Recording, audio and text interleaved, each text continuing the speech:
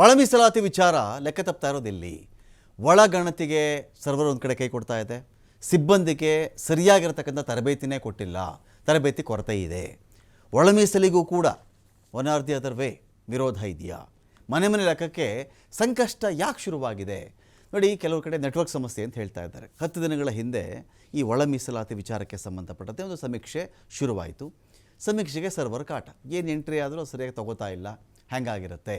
Server ಸಮಸ್ಯೆ ಜೊತೆಗೆ ಅಗತ್ಯ ಮಾನವ ಸಂಪನ್ಮೂಲದ ಕೊರತೆ. ಎಷ್ಟು ಜನ ಅದಕ್ಕೆ ಬೇಕೋ ಅಷ್ಟು ಮಾನವ ಸಂಪನ್ಮೂಲ ಕೊರತೆ ಇದೆ ಅಂತ ಹೇಳಿ. ಅಯ್ಯೋ ಹಂಗಾದರೆ ಜನನೇ ಇಲ್ವಾ ಈ ಒಂದು ಸಮೀಕ್ಷೆ ಮಾಡೋಕ್ಕೆ ಅಂದರೆ ಹಾಗಲ್ಲ. ಈ ಒಂದು ವಿಚಾರಕ್ಕೆ ಸಂಬಂಧಪಟ್ಟಂತೆ ನುರಿತ, ಪಳಗಿದ, ತರಬೇತಿ ಪಡೆದ, ಅನುಭವಿ ಸಂಪನ್ಮೂಲ ಬೇಕಲ್ಲ, ಆ ಸಂಪನ್ಮೂಲ ಕೊರತೆ ಇದೆ ಇಲ್ಲಿ ಅಂತ. ಸರ್ವರ್ ಕ್ರ್ಯಾಶ್ ಆಗ್ತಾ ಇದೆ, ಸಾಫ್ಟ್ವೇರ್ ನಿಧಾನಗತಿಯಲ್ಲಿದೆ, ಡಾಟಾ ಸಂಗ್ರಹದಲ್ಲಿ ವಿಳಂಬ ಆಗ್ತಾ ಇದೆ, ಸಮೀಕ್ಷೆಗೆ ಹೆಚ್ಚು ಸಮಯ ಹಿಡಿತಾ ಇದೆ. ಒಂದು ಮನೆ ಸರ್ವೆಗೆ 10 ರಿಂದ 20 ನಿಮಿಷ ಬೇಕು. ದೋಷವುಳ್ಳ ಅಪ್ಲಿಕೇಶನ್, ಓವರ್ಲೋಡ್, ಸಮೀಕ್ಷೆ ನಿಖರತೆ, ವಿಶ್ವಾಸಾರ್ಹತೆ ಬಗ್ಗೆನೇ ಒಂದು ಕಡೆ ಒಂದು ಅನುಮಾನ ಇಲ್ಲಿ ಬೆಳೆದು ಬಿಟ್ಟಿದೆ. ಕಳೆದ ಶುಕ್ರವಾರದಿಂದ ಗಣತಿ ಆ್ಯಪ್ ಅಪ್ಗ್ರೇಡ್ ಆಗ್ತಾನೇ ಇದೆ, ಹೊಸ ಆ್ಯಪ್ ಇಲ್ಲಿ ತೆರೆದುಕೊಳ್ತಾ ಇಲ್ಲ. ಹಾಗಾಗಿ ತುಂಬ ಕಡೆ ಸಮಸ್ಯೆ ಆಗ್ತಾ ಇದೆ. ಬೆಳಿಗ್ಗೆನೇ ಒಂದು ಹುಮ್ಮಸ್ಸಿನೊಂದಿಗೆ ಹೋಗ್ತಾರೆ ಜನ, ಸಮೀಕ್ಷೆ ಮಾಡ್ಕೊಂಡು ಬರೋಣ ಇಲ್ಲಿ ಅಂತ ಹೇಳಿ. ಹೋದರೆ ಅಲ್ಲಿ ಹ್ಯಾಂಗ್ ಆಗಿರುತ್ತೆ, ಸರ್ವರ್ ಇದಾಗ್ತಾ ಇದೆ, 15-20 ನಿಮಿಷ ಟೈಮ್ ಹಿಡಿಯುತ್ತೆ, ಸರಿ ಕೆಲಸ ಆಗ್ತಿಲ್ಲ ಅಂಥೇಳಿ 42 ರೀತಿಯ ಮಾಹಿತಿಯನ್ನು ಸಂಗ್ರಹ ಮಾಡ್ಕೊಂಡು ಅಪ್ಲೋಡ್ ಮಾಡಬೇಕಾಗತ್ತೆ. ಆಯ್ತಪ್ಪ, ಹಾಗಾದರೆ ಸಮಸ್ಯೆ ಏನು ನೋಡಿ. ಹಳ್ಳಿಗಳಲ್ಲಿ ನೆಟ್ವರ್ಕ್ ಸಮಸ್ಯೆ ಇದೆ. ಇದೆಲ್ಲ ಬಂದಾಗ ನಮಗೆ ಸಹಜವಾಗಿ ಒಂದು ಪ್ರಶ್ನೆ ಬರುತ್ತೆ, ಅಲ್ಲ ರೀ, ಈ ಒಳ ಮೀಸಲಾತಿಯನ್ನು ಈಗ ಇಂಥ ಟೆಕ್ನಾಲಜಿ ಮುಂದುವರೆದ ಕಾಲದಲ್ಲಿ ಈಗ ಸರ್ವೆ ಮಾಡಲಿಕ್ಕೆ ಹೋದಾಗ, ಸೆನ್ಸಸ್ ಮಾಡಲಿಕ್ಕೆ ಹೋದಾಗ ಯಾರೆಲ್ಲ ಎಷ್ಟು ಜನ ಇದ್ದೀರಪ್ಪ ಅಂತ ಈಗಲೇ ಇಷ್ಟು ಪ್ರಾಬ್ಲಮ್ ಬರ್ತಾ ಇದೆಯಲ್ಲ, ಹಾಗಾದರೆ ಜಾತಿ ಗಣತಿ ಕಥೆ ಏನಾಗಿತ್ತು? ಜಾತಿ ಗಣತಿಲಿ ಇಂಥ ಯಾವ ಸಮಸ್ಯೆ ನಾವು ಕೇಳಲೇ ಇಲ್ವಲ್ಲ. ಲಾಸ್ಟಲ್ಲಿ ಕೇಳಿದ್ದೇನು ಅಂದರೆ ನಮ್ಮ ಮನೆಗೆ ಬಂದಿರಲಿಲ್ಲ, ನಮ್ಮನ್ನು ಕೇಳೇ ಇಲ್ಲ, ನಾವು ಇಷ್ಟೇ ಜನನ ಇರೋದು ಈ ರಾಜ್ಯದಲ್ಲಿ, ಇಷ್ಟು ಪ್ರಶ್ನೆಗಳು ಬಂತು. ಈಗ ಇವತ್ತು 2025ನೇ ಇಸ್ವಿ ಬಗ್ಗೆ ನಾನು ಮಾತಾಡ್ತಾ ಇದ್ದೀನಿ. ನೆಟ್ವರ್ಕ್ ಇಲ್ಲದ ಕಡೆ ದಿನಕ್ಕೆ 10 ಮನೆ ಕೂಡ ಗಣತಿ ಮಾಡೋಕ್ಕಾಗ್ತಾ ಇಲ್ಲ. ಗಣತಿ ಮನೆಯವರಿಗೇ ಮಾಹಿತಿಯ ಕೊರತೆ ಇದೆ. ಒಂದು ಬೂತ್ಗೆ ಒಬ್ಬ ಗಣತಿದಾರನ ನೇಮಕ ಮಾಡಿದ್ದಾರೆ, 10 ಗಣತಿದಾರರಿಗೆ ಒಬ್ಬ ಮೇಲ್ವಿಚಾರಕ, ಸೂಪರ್ವೈಸರ್ ಥರ ಇರ್ತಾನೆ. ಹಳ್ಳಿ ಅರಣ್ಯ ಪ್ರದೇಶಗಳಲ್ಲಿ ಗಣತಿದಾರ ಒಬ್ಬನೇ ತಿರುಗಾಡಬೇಕು. ಅರಣ್ಯ ಪ್ರದೇಶಗಳಲ್ಲಿ ನೋಡಿದ್ರೆ ಕಾಡು ಪ್ರಾಣಿಗಳ ಆತಂಕ ಮನುಷ್ಯನಿಗೆ. ಪಾಪ ಒಬ್ಬೊಬ್ಬರೇ ಹೋಗಬೇಕಲ್ಲಿ, ಎಲ್ಲೋ ಸಣ್ಣ ಸಣ್ಣ ಕಾಡಿರುತ್ತೆ, ಅಲ್ಲೇನು ಚಿರತೆ ಬರುತ್ತೋ, ಹಳ್ಳಿ ಕಡೆ ಮಟ್ಟಿಗೆ ಅಂತಾರೆ, ಚಿರತೆ ಬರುತ್ತೋ, ಇನ್ಯಾವುದಾದ್ರು ಕರಡಿ ಬರುತ್ತೋ, ಆನೆ ಬಂದುಬಿಡ್ತಾವೋ, ಭಯ. ಗಣತಿದಾರಿಗೆ BLOಗಳ ಸಹಕಾರ ಇದೆ. ನಿಮ್ಮ ಪಾಡಿಗೆ ನೀವು ಮಾಡ್ಕೊಂಡು ಹೋಗ್ರಿ, ನಮಗೇನು ಸಂಬಂಧ ಇದು ಅನ್ನೋ ರೀತಿಯಲ್ಲಿ. ಬೀದಿ ನಾಯಿ, ಸಾಕು ನಾಯಿಗಳ ಕಾಟ ಕೂಡ ಇರುತ್ತೆ. ಅದನ್ನು ಮನೆ ಹತ್ರ ಹೋದರೆ ಒಂದಷ್ಟು ಬೀದಿಗಳಲ್ಲಿ ಬೀದಿ ನಾಯಿ, ಕೆಲವು ಮನೆಗಳು ಸಾಕು ನಾಯಿ, ಒಳಗಡೆ ಹೋಗೋಕೆ ಆಗಲ್ಲ. ಮನೆಯಲ್ಲಿ ಯಾರೂ ಇರೋದೇ ಇಲ್ಲ. ಗಣತಿ ಮನೆಯವರು ಕೆಲಸಕ್ಕೆ ಹೋಗೋದು, ಕಾರ್ಮಿಕರ ವಲಸೆ ಸಮಸ್ಯೆ, ಕಳಪೆ ಪೂರ್ವ ತಯಾರಿ, ಇಷ್ಟೆಲ್ಲ ಇದೆ. ಹಾಗಾದರೆ ಈ ಒಳ ಮೀಸಲಾತಿ ಅನ್ನೋ ವಿಚಾರ, ಇದ್ರ ಬಗ್ಗೆ ಸರಿಯಾಗಿರ್ತಕ್ಕಂಥ ಡಾಟಾ ಸಿಕ್ಕು, ಒಂದು ವರದಿ ಬಂದು ಅದರ ನಿಜವಾದ ಪ್ರಯೋಜನ ತಲುಪಬೇಕಾದರೆ ಎಷ್ಟು ದಿನ ಬೇಕಾಗುತ್ತೆ? ಒಂದು ಕಣ್ಣೊರೆಸೋ ತಂತ್ರ ಆಗಿಬಿಡುತ್ತಾ ಇದು, ಅಥವಾ ನಿಜವಾಗ್ಲೂ ಸರ್ಕಾರ ಸೀರಿಯಸ್ ಆಗಿದೆಯಾ? ಎಲ್ಲ ವಿಚಾರಕ್ಕೆ ಸಂಬಂಧಪಟ್ಟಂತೆ ಮಾತಾಡಲಿಕ್ಕೆ ನಮ್ಮ ಮುಂದಿಗೆ ದಾಸೆ ಅವರಿದ್ದಾರೆ, KPSCಯ ಮಾಜಿ ಸದಸ್ಯರು. ಸ್ವಾಗತ ನಿಮಗೆ ದಾಸೆ ಅವರೇ. ವೆಂಕಟೇಶ್ ದೊಡ್ಡೇರಿ ಅವರಿದ್ದಾರೆ, BJPಯ ವಕ್ತಾರರು. ಸ್ವಾಗತ ನಿಮಗೆ ವೆಂಕಟೇಶ್ ದೊಡ್ಡೇರಿ ಅವರೇ. ನಮಸ್ಕಾರ. ನಮ್ಮ ಸ್ಟುಡಿಯೋಗೆ ಈಗಷ್ಟೇ ನಟರಾಜ್ ಗೌಡರು ಕೂಡ ಎಂಟ್ರಿ ಆದರು, ಕಾಂಗ್ರೆಸ್ನ ವಕ್ತಾರರು. ನಟರಾಜ್ ಗೌಡರು ಕೂಡ ನಾನೊಂದು ಕಡೆ ಇಲ್ಲಿ ಸ್ವಾಗತ ಹೇಳ್ತಾ ಇದ್ದೀನಿ. ಸ್ವಾಗತ ನಿಮಗೆ ನಟರಾಜ್ ಗೌಡ್ರೆ ಈ ಒಂದು ಡಿಬೇಟ್ಗೆ. ನಾನು ಮೊದಲನೇ ಪ್ರಶ್ನೆ ನಾನೀಗ ದಾಸೆ ಸರ್ ಕೇಳಿಬಿಡ್ತೀನಿ, ಆನಂತರ ನಿಮಗೆ ಎರಡೂ ಪಾರ್ಟಿಯವ್ರು ಕೇಳ್ತೀನಿ. ಆಮೇಲೆ ದಾಸೆ ಸರ್, ಇಲ್ಲಿ ಜಾತಿ ಗಣತಿ ಅಂತ ಬಂದಾಗಲೇ ಸರಿಯಾಗಿ ಇದು ಸರಿಯಾಗಿ ಮಾಡಲಿಲ್ಲ, ನಮ್ಮ ಮನೆ ಕಡೆ ಬರಲಿಲ್ಲ, ನಮ್ಮನ್ನು ಕೇಳಲಿಲ್ಲ, ನಮ್ಮ ಜಾತಿನ ಸರಿಯಾಗಿ ಲೆಕ್ಕನೇ ತೋರಿಸಿಲ್ಲ, ನಾವು ಇಷ್ಟೊಂದು ಕಡಿಮೆ ಇಲ್ಲ, ಉಪಜಾತಿಗಳನ್ನೇ ಇವರು ಬಿಟ್ಟುಬಿಟ್ಟಿದ್ದಾರಲ್ಲಿ, ಪ್ರಧಾನ ಜಾತಿ ಬೇರೆ ಉಪಜಾತಿ ಬೇರೆ ಮಾಡಿ ನಮ್ಮ ಸಂಖ್ಯೆ ಕಡಿಮೆ ತೋರಿಸೋ ಸಲುವಾಗಿಯೇ ಇಂಥ ಕೆಲಸ ಮಾಡಿದ್ರು, ಇದೆಲ್ಲ ಆರೋಪಗಳು ಬಂತು. ಈಗ ಒಳ ಮೀಸಲಾತಿ ಪರೀಕ್ಷೆ ಅಥವಾ ಒಳ ಮೀಸಲಾತಿ ಲೆಕ್ಕ ಇದೆಯಲ್ಲ, ಈಗ ಗಣತಿ, ಇದೊಂಥರ ಲಿಟ್ಮಸ್ ಟೆಸ್ಟ್ ಥರ ಆಗಿಬಿಟ್ಟಿದ್ಯಾ ಈಗ ಅಂತ.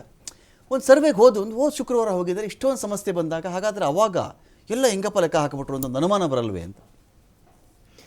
ಈಗ ತಾವಿಲ್ಲಿ ತನಕ ಏನು ಮಾತನಾಡಿದ್ರಿ ಎಲ್ಲ ಸತ್ಯವಾಗಿದೆ. ಓಕೆ, ಮೊದಲನೆಯದಾಗಿ ಮಾಡಿರುವಂಥ ತಪ್ಪು ಸರ್ಕಾರದ ತಪ್ಪು. ಓಕೆ, ಸರ್ಕಾರ ತನ್ನ ಆ್ಯಪ್ ಡೆವಲಪ್ ಮಾಡಿದೆಯಲ್ಲ, ಅದು ಮೊದಲನೇ ತಪ್ಪು. ಓಕೆ, ಆ್ಯಪ್ನಲ್ಲಿ ಸರಿಯಾದ ಮಾಹಿತಿಯನ್ನ ಸಂಗ್ರಹ ಮಾಡಬೇಕಾದ್ರೆ ಎರಡನ್ನ ಅವ್ರು ಹೇಳಿದ್ದಾರೆ. ಒಂದು ನಮ್ಮ ರೇಷನ್ ಕಾರ್ಡು, ಇನ್ನೊಂದು ನಮ್ಮ Aadhaar card. Okay, ration card ಮತ್ತೆ ಆಧಾರ್ ಕಾರ್ಡ್ದಲ್ಲಿ ಇರುವಂತ ತೊಂದರೆಗಳ ಬಗ್ಗೆ ಮೊದಲೇ ಹೇಳ್ತೀನಿ ನಾನು. ನೀವು ಉಳಿದೆಲ್ಲ ಹೇಳಿದ್ದೀರಾ. ರೇಷನ್ ಕಾರ್ಡ್ನಲ್ಲಿ ಇಬ್ಬರು 3 ಜನರ ಹೆಸರಿರುತ್ತೆ. ಒಂದು ಉದಾಹರಣೆನೇ ತಗೊಳ್ತೀನಿ. ಇವಾಗ ತಾನೇ ನಾನು ಬರ್ತಾ ಇರ್ಬೇಕಾದ್ರೆ ಓಕೆ ರಿಟೈರ್ಡ್ ಜಾಯಿಂಟ್ ಸೆಕ್ರೆಟರಿ ಒಬ್ಬರು ಮಾತನಾಡಿದ್ರು. ಸರ್ ನಮ್ಮ ಮನೆಗೆ ಬಂದಿದ್ರು, ಓಕೆ ನಾವು 8 ಜನರು ಇದ್ದೀವಿ, ಇಬ್ಬರು ಹೆಣ್ಮಕ್ಳು ಮದುವೆ ಆಗಿ ಹೋಗ್ಬಿಟ್ಟಿದ್ದಾರೆ, ಇನ್ನು ಉಳ್ದಂಗೆ 8 ಜನರು ಇದ್ದೀವಿ. ಓಕೆ ಅವರು ರೇಷನ್ ಕಾರ್ಡ್ ಓಪನ್ ಮಾಡಿ ನೋಡಿದಾಗ ನನ್ನ ಹೆಂಡತಿ ಗಂಡ ಇಬ್ಬರದ್ದು ಮಾತ್ರ ಮಾಡಿದ್ರು. ನನ್ನ ಮಗ 2 ಮಕ್ಕಳು ಗಂಡು ಮಕ್ಕಳು, 2 ಹೆಣ್ಮಕ್ಳು, 2 ಮೊಮ್ಮಕ್ಕಳು, ಇವ್ರದ್ದು ಅವ್ರು ಮಾಡಲಿಲ್ಲ ಅಂದ್ಬಿಟ್ಟು ಅಲ್ಲಿಗೆ ಇವರು ಅದನ್ನ ತಾಳ್ತಾ ಇಲ್ಲ. ಅದು ಓಕೆ ತಾಳ್ತಾ ಇಲ್ಲ. ಹೊಸ್ದಾಗಿ ಸೇರಿಸೋದಕ್ಕೆ 2 ಸೇರಿಸ್ಬೋದು ಅಂತ ಅನ್ನುವಂಥ ಅವಕಾಶನ ಮಾಡಿಕೊಟ್ಟಿದ್ದಾರೆ. ಇಲ್ಲಿಬ್ಬರು ಸೇರಿಸೋದು ಒಬ್ಬರನ್ನ ಕಳೆಯುವುದಲ್ಲ, ಇಲ್ಲಿ ಮಾಡಬೇಕಾಗಿರುವಂಥದ್ದು ಎಂಫೆರಿಕಲ್ ಡೇಟಾ. ಓಕೆ ಎಂಫೆರಿಕಲ್ ಡೇಟಾ ಅಂದ್ರೇನು, ಅಲ್ಲಿ ಹೋಗಿ ನೋಡಿದಾಗ ಸತ್ಯ ಶೋಧ ಮಾಡಬೇಕು. ಅವರು ಈ ಮನೆಯಲ್ಲಿ ಎಷ್ಟು ಜನರಿದ್ದಾರೆ ಆ ಮಾಹಿತಿಗಳನ್ನೆಲ್ಲ ಅಂತ ಆಡ್ಬೇಕು. ಅದನ್ನ ಮಾಡ್ತಾ ಇಲ್ಲ ಇವರು. ಅವರ ಆ್ಯಪ್ ಡೆವಲಪ್ ಮಾಡಿರೋದೇ ತಪ್ಪಾಗಿದೆ. ಓಕೆ ಇದು ಮೊದಲನೇದು. ಎರಡನೇದಾಗಿ ಆಧಾರ್ ಕಾರ್ಡ್ ತಾಳ್ತಾನೆ ಇಲ್ಲ. ಅದು ಎಲ್ಲರ ಹತ್ರನೂ ಆಧಾರ್ ಕಾರ್ಡ್ ರೇಷನ್ ಕಾರ್ಡ್ ಇರಬೇಕು ಅಂತೇನಿಲ್ಲ. ನನ್ನ ಹತ್ರ ಆಧಾರ್ ಕಾರ್ಡ್ ಮಾತ್ರ ಇರುವಂಥದ್ದು, ರೇಷನ್ ಕಾರ್ಡ್ ಇಲ್ಲ. ಇಲ್ಲಿವರೆಗೂ ನಮ್ಮ ಮನೆಗೆ ಯಾರು ಬಂದಿಲ್ಲ. ಈ 2 ಸಮಸ್ಯೆಗಳು. ಅದರ ಜೊತೆಗೆ ನೀವೇನೇನು ಹೇಳಿದ್ರೆ ಎಲ್ಲ ತಪ್ಪಾಗಿದೆ. ಮತ್ತೆ ಜಾತಿ ಉಪಜಾತಿಗಳ ಬಗ್ಗೆ ಮಾತನಾಡಿದ್ರಿ ನೀವು. ಇಲ್ಲಿರುವಂಥದ್ದೇ 101 ಜಾತಿಗಳು. ಅದನ್ನ ಉಪಜಾತಿ ಮಾಡೋದಕ್ಕೆ ಯಾರಿಗೂ ಅಧಿಕಾರ ಎಷ್ಟಿದೆಯೋ ಏನೋ ನನಗೆ ಗೊತ್ತಿಲ್ಲ. ಯಾಕೆಂದ್ರೆ ಆರ್ಟಿಕಲ್ 341 ಕೆಳಗಡೆ ಪ್ರೆಸಿಡೆನ್ಷಿಯಲ್ ಆರ್ಡರ್ 1950 ಏನು ಹೇಳುತ್ತೆ, ಅದರೊಳಗೆ ಅಲ್ಲಿ ಹೇಳಿದ್ದಾರೆ ಇಷ್ಟು ಜಾತಿಗಳು. ಅದಾದ್ಮೇಲೆ ನಮ್ಮ ಕರ್ನಾಟಕಕ್ಕೆ ಅಥವಾ ದೇಶಕ್ಕೆ ಸಂಬಂಧಪಟ್ಟಂಗೆ 1987ರಲ್ಲಿ ಜಾತಿ ಲಿಸ್ಟ್ ಕೊಡ್ತಾರೆ. ಅಲ್ಲಿರುವಂಥ ಜಾತಿಗಳು ಮಾತ್ರ ಇವ್ರು ತಾಳ್ಬೇಕು. ಕನ್ಫ್ಯೂಷನ್ ಕ್ರಿಯೇಟ್ ಮಾಡಿದ್ದಾರೆ. ಫಾರ್ ಎಕ್ಸಾಂಪಲ್ ಹೊಲೆಯ 044 ಕೆಳಗಡೆ ಹೊಲೆಯ ಅಂತ ಬರುತ್ತೆ. ಇವರೇನ್ ಮಾಡಿದ್ದಾರೆ 044.1 ಹೊಲೆಯ, 044.2 ಹೊಲೆಯರ್, 044.3 ಹೊಲೆಯ. ಈ 3 ಒಂದೇ. ಇದನ್ನ ಯಾಕೆ ಇಷ್ಟು ಕನ್ಫ್ಯೂಷನ್ ಕ್ರಿಯೇಟ್ ಮಾಡಿದ್ರು ಅಂತ ಅನ್ನುವಂಥದ್ದು ನನಗೆ ಅರ್ಥವಾಗ್ತಾ ಇದೆ. ಬಟ್ ಬೇರೆ ಸಮುದಾಯದಲ್ಲಿ ಆ ರೀತಿ ಏನಾದರೂ ಹೆಚ್ಚು ಕಡಿಮೆಗಳಿದ್ರೆ, ಬಿಕಾಸ್ ಇಂಟರ್ಸೇ ಬ್ಯಾಕ್ವರ್ಡ್ನೆಸ್ ಕಂಡುಹಿಡಬೇಕು ಅಂದರೆ ಜಾತಿಗಳ ಮಧ್ಯದಲ್ಲಿರುವಂಥ ಆ ವ್ಯತ್ಯಾಸಗಳನ್ನು ಕಂಡುಹಿಡಿದು ಇದನ್ನು ಮಾಡಬೇಕಾಗುತ್ತೆ. ಇಷ್ಟು ಸಮಸ್ಯೆಗಳು. ಮತ್ತೆ ಗ್ರಾಮಾಂತರ ಪ್ರದೇಶದಲ್ಲಿ ಒಂದಷ್ಟು ದಿನ ಜಾಸ್ತಿ ತಗೊಂಡ್ರು ಕೂಡ ಎಲ್ಲಾನು ಮಾಡ್ಬೋದು, ತೊಂದರೆ ಇಲ್ಲ. ಪಟ್ಟಣ ಪ್ರದೇಶ, ಅದರಲ್ಲೂ ಬೆಂಗಳೂರು ಬಂದಾಗ ಇವಾಗ ಸುಮಾರು 18 ಲಕ್ಷ ಜನರಿರ್ಬೋದು ನಮ್ಮ ಪರಿಶಿಷ್ಟ ಜಾತಿಗೆ ಸೇರಿದವರು. ಅದರೊಳಗೆ ಒಂದು 4.25 ಲಕ್ಷ ಆದಿ ದ್ರಾವಿಡ ಇದ್ದಾರೆ, ಒಂದು 6 ಲಕ್ಷದಷ್ಟು ಆದಿ ಕರ್ನಾಟಕ ಇರ್ಬೋದು. ಇಲ್ಲಿ ಆದಿ ದ್ರಾವಿಡ ಆದಿ ಕರ್ನಾಟಕ ಅನ್ನುವಂಥದ್ದನ್ನ ಬೇರ್ಪಡಿಸಿ ಇವರು ನೋಡ್ತಾ ಇದ್ದಾರೆ. ಬೇರ್ಪಡಿಸಿ ನೋಡುವಂಥ ಅಧಿಕಾರ ರಾಜ್ಯ ಸರ್ಕಾರಗಳಿಗಿಲ್ಲ. ಬೇರ್ಪಡಿಸುವಂಥ ಅಧಿಕಾರ ಏನಿದ್ರು ಕೇಂದ್ರ ಸರ್ಕಾರಕ್ಕೆ ಅಂಡರ್ ಆರ್ಟಿಕಲ್ 341(2) ಕೆಳಗಡೆ ಬದಲಾವಣೆಗಳು ಮಾಡ್ಬೋದು. ನಾನು ಕೇಳ್ಕೊಂಡಿದ್ದೆ ರಾಜ್ಯ ಸರ್ಕಾರಕ್ಕೆ, ಇವ್ರ ಹತ್ರ ನಾಗಮೋಹನ್ ದಾಸ್ ಸಾಹೇಬ್ರ ಹತ್ರನೂ ಕೂಡ ಮಾತನಾಡಿದ್ದೆ. ಸ್ವಾಮಿ, ನೀವು ಈ ಗಣತಿ ಮಾಡೋಕೆ ಮುಂಚಿತವಾಗಿ ಆದಿ ಕರ್ನಾಟಕ, ಆದಿ ದ್ರಾವಿಡ, ಆದಿ ಆಂಧ್ರ ಅನ್ನುವಂಥ ಜಾತಿಗಳಲ್ಲ, ಅದರ ಒಳಗಡೆ 7 ಜಾತಿಗಳು ಸೇರ್ಪಡೆ ಆಗಿದಾವೆ. ಆ 7 ಜಾತಿಗಳನ್ನ ಹೊರಗಡೆ ತರಬೇಕು 101 ಜಾತಿನಲ್ಲಿ. ಅದನ್ನ ಮಾಡುವಂಥ ಅಧಿಕಾರ ಸರ್ಕಾರಕ್ಕಿಲ್ಲ. ಸರ್ಕಾರ ಒಂದು ಕೇಂದ್ರ ಸರ್ಕಾರಕ್ಕೆ ಒಂದು ಏನದು ಪ್ರಸ್ತಾವನೆಯನ್ನು ಕಳಿಸ್ಬೇಕು. ಅವರು ಪಾರ್ಲಿಮೆಂಟ್ ಮುಂದೆ ತಂದು ತಿದ್ದುಪಡಿ ಮಾಡಬೇಕು. ಅವಾಗ ಏನಾಗ್ತಾ ಇತ್ತು ಅಂತ ಅಂದ್ರೆ, ಈ 101 ಜಾತಿಗಳಲ್ಲಿ ಈ 3 ಕಳೆದ್ರೆ 98 ಜಾತಿಗಳ ನಿಖರವಾದಂಥ ಮಾಹಿತಿನ ತರಬಹುದಾಗಿತ್ತು. ಇನ್ನು ಮುಂದುವರಿಸ್ಲಾ? ಬರ್ತೀನಿ. ನಟರಾಜ್ ಗೌಡ್ರೆ, ಯಾಕಿದು ಈಗ ನಿಮ್ಗೆ ಯಾರು ಈ ತರಾತುರಿಲಿ ನಮಗೆ ಒಳ್ಳೆ ಮೀಸಲಾತಿ ಕೊಟ್ಬಿಡ್ಬೇಕು, ನಮಗೆ 45 ದಿನದೊಳಗಡೆ ಸರ್ವೆ ಮುಗಿಸ್ಬಿಡಿ, 2 ತಿಂಗಳೊಳಗಡೆ ಸರ್ವೆ ಮುಗಿಸ್ಬಿಡಿ, 15 ದಿನಗಳ ನಮ್ಮ ಲೆಕ್ಕ ಬೇಕು ಅಂತ ಯಾರೊಬ್ಬರು ಬಂದು ನಿಮ್ಮನ್ನು ಕೇಳಿಲ್ಲ. ಜಾತಿ ಗಣತಿ ವಿಚಾರದಲ್ಲಿ ಬಹಳ ಜೋಶಲ್ಲಿ ಹೋಗ್ತಾ ಇದ್ದೀರಿ. ಆಲ್ ಆಫ್ ಅ ಸಡನ್ ಕೇಂದ್ರ ಸರ್ಕಾರದ ಕಡೆಯಿಂದ ಇದು ನಿನ್ನ ಕೆಲಸ ಅಲ್ಲಪ್ಪ, ನನ್ನ ಕೆಲಸ ಅಂತ ಒಂದು ಮಾಹಿತಿ ಬಂತು. ನೀವು ಹೇಳ್ಬೋದು ಅದಕ್ಕೆ ಇದು ಸಮೀಕ್ಷೆ ಮಾಡಿದ್ದು, ನಾವು ಸೆನ್ಸಸ್ ಮಾಡಲಿಲ್ಲ, ಅಗ್ರಿ, ಸೆನ್ಸಸ್ ಮಾಡೋಕ್ಕೆ. ಬಟ್ ಈ ಸಮೀಕ್ಷೆ ಮಾಡಿದ್ರೋ ನೀವು ಅಥವಾ ಇನ್ನೊಂದು ಇದರಲ್ಲಿ ಗಣತಿ ಮಾಡಿದ್ರೋ ಬೇರೆ ವಿಚಾರ. ಅದರ ಉದ್ದೇಶ ಜನಗಳಿಗೆ ಅರ್ಥ ಆಗಿತ್ತು ಅಂತ ನಾನು ಭಾವಿಸ್ತಾ ಇದ್ದೀನಿ ಇವತ್ತಿನ ದಿನಮಾನದಲ್ಲಿ. ಇದರ ನಡುವೆ ಈ ಒಳ ಮೀಸಲಾತಿ ತರಾತುರಿ ಅದನ್ನೇನೋ ಮಾಡೋಕ್ಕಾಗಲ್ಲ, ಇದನ್ನ ಮಾಡ್ಬೋದಲ್ವಾ ಅಂಥೇಳಿ ಸಮುದಾಯಗಳ ಹೋಲಿಕೆ ಕಡೆ ನೀವು ಹೋಗ್ತಾ ಇದ್ದೀರಾ ಅಥವಾ ನಿಜವಾದ ಕಾಳಜಿಯಿಂದ ನೀವು ಹೋಗ್ತಾ ಇದ್ದೀರಾ? ಎಲ್ಲ ಹೋದ ಮೇಲೆ ಅವ್ರ ಕೈಗೆ ಯಾರು ಕಳಿಸಿದ್ದೀರಲ್ಲ ನೀವು, ನೋಡಿ ಅವ್ರೊಂದು ಸೆನ್ಸಸ್ ಮಾಡೋಕ್ಕೆ ಹೋಗ್ತಿದ್ದಾರಲ್ಲಿ, ಹೋದರೆ ಅದು ಯಾವುದೋ ಆ್ಯಪ್ ವರ್ಕ್ ಆಗಲ್ಲ, ಅದೇನೋ ಸರ್ವರ್ ಡೌನ್ ಅಂತಾರೆ, ಇಲ್ಲಿಂದ ಒಂದು ಹಳ್ಳಿಗೆ ಹೋಗಿರ್ತಾರೆ ಅವರು, ಅಲ್ಲಿ ಕೆಲಸ ಆಗಲ್ಲ ಅಂತ ಬರ್ತಾರೆ. ಹಳ್ಳಿಗಳ ಕಡೆಯಲ್ಲಿ ಸರಿಯಾಗಿ ಅದು ಆ ಜನಗಳಿಗೂ ಅದ್ರ ಬಗ್ಗೆ ಮಾಹಿತಿ ಸರಿಯಾಗಿರಲ್ಲ. ಯಾಕೆ ಈ ಥರ ತರಾತುರಿ ಯಾಕೆ ನಿಮಗಿದು? ನೋಡಿ, ಇದು ತರಾತುರಿ ಅನ್ನೋದಕ್ಕಿಂತ ಓಕೆ ಈ ಸಮಯದ ಅಗತ್ಯ. ಓಕೆ, ಇಲ್ಲ ಅದ್ರೊಳಗೆ ನೀವು ತಾಂತ್ರಿಕ ದೋಷ ಇದೆ ಅನ್ನಿ ಅಥವಾ ಬೇರೊಂದು ಹೇಳಿ, ಆದರೆ ಸರ್ಕಾರದ ಉದ್ದೇಶ ಕೂಡ ಚೆನ್ನಾಗಿದೆ, ಸಮಯದ ಅಗತ್ಯ ಕೂಡ ಇದೆ. ಇದು ನಾವು ಸಮೀಕ್ಷೆ ಏನು ಮಾಡಿದ್ವಿ, ಆರ್ಥಿಕ ಸಾಮಾಜಿಕ ಶೈಕ್ಷಣಿಕ ಸಮೀಕ್ಷೆ ಮಾಡಿದ್ವಿ. ಆ ಸಮೀಕ್ಷೆ ನಾನಾ ಕಾರಣಗಳಿಂದ ಅದು ನಾವು ಹೊರಗಡೆ ಬಿಡಬೇಕಾಗಿತ್ತು. ಆ್ಯಕ್ಚುಲಿ ಸರ್ಕಾರದ ಮೇಲೆ ಒತ್ತಡ ಇತ್ತು, ಸಮುದಾಯಗಳು, ಸಂಘಟನೆಗಳು, ಜನಪರ ಸಂಘಟನೆಗಳು ಒತ್ತಡ ಆಗ್ತಾನೆ ಇದ್ದರು. ಎಲ್ಲೆಲ್ಲಿ ಅಪಸ್ವರಗಳಿದ್ದರೂ ಕೂಡ ಅದನ್ನು ಎಲ್ಲ ಸಮಾಲೋಚನೆ ಮುಖಾಂತರ, ಸಂಧಾನದ ಮುಖಾಂತರ ಅಥವಾ ಮನವರಿಕೆ ಮಾಡಿಕೊಡೋ ಮುಖಾಂತರ ಅದನ್ನು ಅಕ್ಸೆಪ್ಟ್ ಮಾಡಿ ಬಿಡುಗಡೆ ಮಾಡಬೇಕಾದ ಹೊಣೆಗಾರಿಕೆ ಸರ್ಕಾರದ ಮೇಲೆ ಇತ್ತು. ಅದರೊಳಗೆ ಈಗ ಅದೇ ಸಮಯಕ್ಕೆ ಇಡೀ ದೇಶದಲ್ಲಿ ಜಾತಿ ಜನಗಣತಿ ಆಗಬೇಕು ಅಂತೇಳಿ ಕಾಂಗ್ರೆಸ್ನಿಂದ ಒತ್ತಡವೂ ಇತ್ತು, ಸಮುದಾಯಗಳ ಒತ್ತಡ ಇತ್ತು. ಅದು ಅಗತ್ಯ ಅಂತ ಕೂಡ ಮನಗಂಡು ಕೇಂದ್ರ ಸರ್ಕಾರ ಮಣಿದು ಇವಾಗೇನೋ ಇಮಿಡಿಯೇಟಾಗಿ ಘೋಷಣೆ ಕೂಡ ಮಾಡಿದರು. ಅದು ಒಳ್ಳೆಯದು. ಅದು ಇನ್ನು ಎಷ್ಟು ಸಮಯ ತಗೊಂತದೆ ಅದು ಬೇರೆ ವಿಷಯ. ಆದರೆ ಇವತ್ತು ಈ ಒಳ ಮೀಸಲಾತಿಯ ಚರ್ಚೆ ಬಂದಿರತಕ್ಕಂಥದ್ದು ಇದು ಇವತ್ತಿನ ಸಮಯ ಅಲ್ಲ. ಅದು ಒಂದು ಅಗತ್ಯ ಇದೆ ಅಂತ ಹೇಳಿ ಭಾಳ ಇಷ್ಟು ಚರ್ಚೆ, ಸುದೀರ್ಘವಾದ ಚರ್ಚೆ ಇಲ್ಲಿವರೆಗೂ ಆಗಿದೆ. ಭಾಳ ಕಳೆದ 2-3 ಸರ್ಕಾರಗಳಲ್ಲೂ ಕೂಡ ಅದು ಚರ್ಚೆ ಭಾಳ ಚರ್ಚೆ ಬಂದಿತ್ತು. ಇವತ್ತು ಏನು ನ್ಯಾಯಮೂರ್ತಿ ನಾಗಮೋಹನ್ ದಾಸ್ ಅವರ ಈ ವರದಿ ಇದೆ ಅಥವಾ ಇದನ್ನು ಮಾಡಬೇಕು ಅಂತ ಹೇಳಿದ್ದಾರೆ. ಇದು 45 ದಿನಕ್ಕೆ ಸೀಮಿತ ಮಾಡೋದಿಲ್ಲ. ಓಕೆ, ಈಗ ತಾಂತ್ರಿಕ ದೋಷ ಆದಾಗ ಒಂದು ಹಳ್ಳಿಗೆ ಹೋದರೆ ಅಲ್ಲಿ ಇಂಟರ್ನೆಟ್ ಕೊರತೆ ಆಗ್ತಾ ಇದೆ, ಅಲ್ಲಿ ಇಲ್ಲ ಸರ್ವರ್ ಕೊರತೆ ಅಂತ ಬಿಗಿನಿಂಗಲ್ಲಿ ಸರ್ವರ್ ತೊಂದರೆ ಆಗ್ತದೆ ಅಂತ ಬಿಗಿನಿಂಗಲ್ಲಿ ಬರ್ತಾ ಇತ್ತು. ಈಗ ಅದು ಕೂಡ ಒಂದು ಕ್ಲಿಯರ್ ಆಗಿದೆ. ಅದು ಕೂಡ ಸುಮಾರು ಒಂದು ಮನೆಗೆ ಹೋಗಿ ಅವರು ಆ ಮಾಹಿತಿಗಳನ್ನ ಸಂಗ್ರಹ ಮಾಡಲಿಕ್ಕೆ ಸುಮಾರು 1 ಗಂಟೆ 50 ರಿಂದ 60 ನಿಮಿಷ ಸಮಯ ಬೇಕು. ಈಗ ಗೌಡ್ರೆ, ಈಗ ಹಳ್ಳಿಗಳ ಕಡೆ ಹೋದಾಗ ಈ ಥರ ನೆಟ್ವರ್ಕ್ ಸಮಸ್ಯೆ ಇರುತ್ತೆ ಅನ್ನೋದು ಸರ್ವೇ ಸಾಮಾನ್ಯವಾಗಿ ಗೊತ್ತಿರತಕ್ಕಂಥ ವಿಚಾರ. ಖಂಡಿತ. ಎಲ್ಲ ಹಳ್ಳಿಯವ್ರನ್ನ ಡಿಸ್ಟ್ರಿಕ್ಟ್ ಹೆಡ್ ಕ್ವಾರ್ಟರ್ಸ್ ಕರೆಸ್ಬಿಟ್ಟು ಕಾಡಲ್ಲಿರೋರನ್ನ, ಹಳ್ಳಿಯವ್ರನ್ನ ಎಲ್ಲ ಜಿಲ್ಲಾ ಕೇಂದ್ರಗಳಿಗೆ ಆಗಮಿಸ್ಬಿಡಿ, ನಾವು ಇಲ್ಲೇ ಬಂದು ತಲೆ ಎಣಿಕೆ ಮಾಡ್ಕೊಂಡ್ಬಿಡ್ತೀವಿ ಅಂತ ಮಾಡಕ್ಕೆ ಬರಲ್ಲ. ಇಲ್ಲ ಅಂದಮೇಲೆ ಈ ಆ್ಯಪ್ ವಿಚಾರ ಇಲ್ಲಿ ಹಾಕ್ಬೇಕು. ನಾನು ಆ್ಯಪ್ನ ಅವೈಜ್ಞಾನಿಕ ಅಂತ ನಾನು ಕರಿತಾ ಇಲ್ಲ. ಆ ಹಳ್ಳಿಗಳಿಗೆ ಹೋಗಿ ಅಲ್ಲೇ ಅವ್ರ ಎದುರುಗಡೆನೇ ನಾನು ಎಲ್ಲ ಲೆಕ್ಕ ಹಾಕಿ ಅಲ್ಲೇ ಬರೆದು ಬಿಡ್ತೀನಿ ಅನ್ನೋದು ಇದೆಯಲ್ಲ, ಹೌ ಫಾರ್ ಇಟ್ಸ್ ಫೇರ್ ಅಥವಾ ಇಟ್ಸ್ ಗುಡ್ ಅಂತ ಅದೇ ಸರಿ, ಅದೇ ಮಾಡಬೇಕಾದ್ದು. ಓಕೆ, ಈಗ ನಾವಿನ್ನು ಇಲ್ಲ ಅದಕ್ಕೆ ಇವರು ಮಾಹಿತಿ ತೊಗೊಳ್ಬೇಕಾಗ್ತದೆ. ಅದಕ್ಕೆ ಇಂಟರ್ನೆಟ್ ಕನೆಕ್ಷನ್ಗೆ ಏನು ಬೇಕಾಗ್ತದೆ, ಈಗ ಮೊಬೈಲ್ ಆಗಿಲ್ಲ ಅಂದ್ರೆ ಇನ್ನೊಂದು ಡಿವೈಸ್ ತೊಗೊಂಡೋಗಿ 5G ಕನೆಕ್ಷನ್ ತೊಗೊಂಡು ಮಾಡಬೇಕಾಗುತ್ತೆ. ಇದು ಸರ್ಕಾರದ ಹೊಣೆಗಾರಿಕೆ ಅಲ್ಲ. ಅದು ಎಲ್ಲ ಜಿಲ್ಲಾಧಿಕಾರಿಗಳ ನೇತೃತ್ವದಲ್ಲಿ ಈಗ ಯಾರ್ಯಾರು ಅವ್ರನ್ನ ನಿಯೋಜನೆ ಮಾಡಿದ್ದಾರೆ ಅವ್ರಿಗೂ ಕೂಡ ಸೂಪರ್ವೈಸರ್ಗಳನ್ನ ಇಟ್ಟಿದ್ದಾರೆ. ಅಲ್ಲಿ ಮನೆಗೆ ಹೋಗಿ ಅದನ್ನು ಈಗ ಸಾಹೇಬ್ರು ಹೇಳ್ದಂಗೆ ಯಾರು ರೇಷನ್ ಕಾರ್ಡ್ ಇಲ್ದವ್ರನ್ನ ಆಧಾರ್ ಕಾರ್ಡಲ್ಲಾದರೂ ಅದು ಸೇರಿಸ್ಕೊಳ್ಳೇಬೇಕು. ರೇಷನ್ ಕಾರ್ಡ್ ಇದ್ದವ್ರದ್ದು ಡೇಟಾ ಬರುತ್ತೆ, ಎರಡು ಮ್ಯಾಚ್ ಮಾಡ್ತೀವಿ ಅಂದರೆ ಮ್ಯಾಚ್ ಅಂತ ಹಂಗಾಗೋದಿಲ್ಲ. ಆ ಸಮಸ್ಯೆನೇ ರೇಷನ್ ಕಾರ್ಡ್ ಕೊಡಿ, ಆಧಾರ್ ಕಾರ್ಡ್ ಕೊಡಿ ಅಂದ್ರೆ ಅದಕ್ಕೆ ತಾಳೆನೇ ಆಯ್ತಾ ಇಲ್ಲ, ಅದು ಒಂದು ಸಮಸ್ಯೆಯಲ್ಲಿ. ಈಗ ನೀವು ಹೇಳ್ತಿದ್ರಿ ಆಧಾರ್ ಆದ್ರೂ ಕೊಡಿ, ರೇಷನ್ ಆದ್ರೂ ಕೊಡಿ, ಇಲ್ವಲ್ಲ. ರೇಷನ್ ಅಲ್ಲ, ರೇಷನ್ ಕಾರ್ಡೇ ತಗೊಂತಾರೆ. ರೇಷನ್ ಕಾರ್ಡ್ ಯಾರಲ್ಲಿಲ್ಲ ರೇಷನ್ ಕಾರ್ಡ್ ಬಿಟ್ಟು ಹೋಗಿ ಮನೆಯಲ್ಲಿ ಎಷ್ಟು ಜನರಿದ್ದಾರೆ ರೇಷನ್ ಕಾರ್ಡ್ ಅಲ್ಲಿ ಬಿಟ್ಟು ಹೋಗಿರೋರಿಗೆ ಆಧಾರ್ ಕಾರ್ಡ್ ಮುಖಾಂತರ ಆಡ್ ಮಾಡ್ಕೊಬೇಕು. ಒಂದು ಅಲ್ಲಿ ಯಾರು ಮಾಹಿತಿ ಕೊಡ್ತಾರೆ ಅಥವಾ ಮನೆಯ ಮುಖ್ಯಸ್ಥ ಇರ್ತಾರೆ ಅವ್ರನ್ನ ನಿಲ್ಲಿಸಿ ಮನೆದು ಫೋಟೋ ಕೂಡ ಹೊಡ್ಕೊಂಡು ಬರಬೇಕಾಗ್ತದೆ, ದಾಖಲೆ ಸಂಪೂರ್ಣ ಮಾಹಿತಿ ತಗೋಬೇಕಾಗ್ತದೆ. ಆ ಕೆಲಸವನ್ನ ಮಾಡ್ತಾ ಇದ್ದಾರೆ.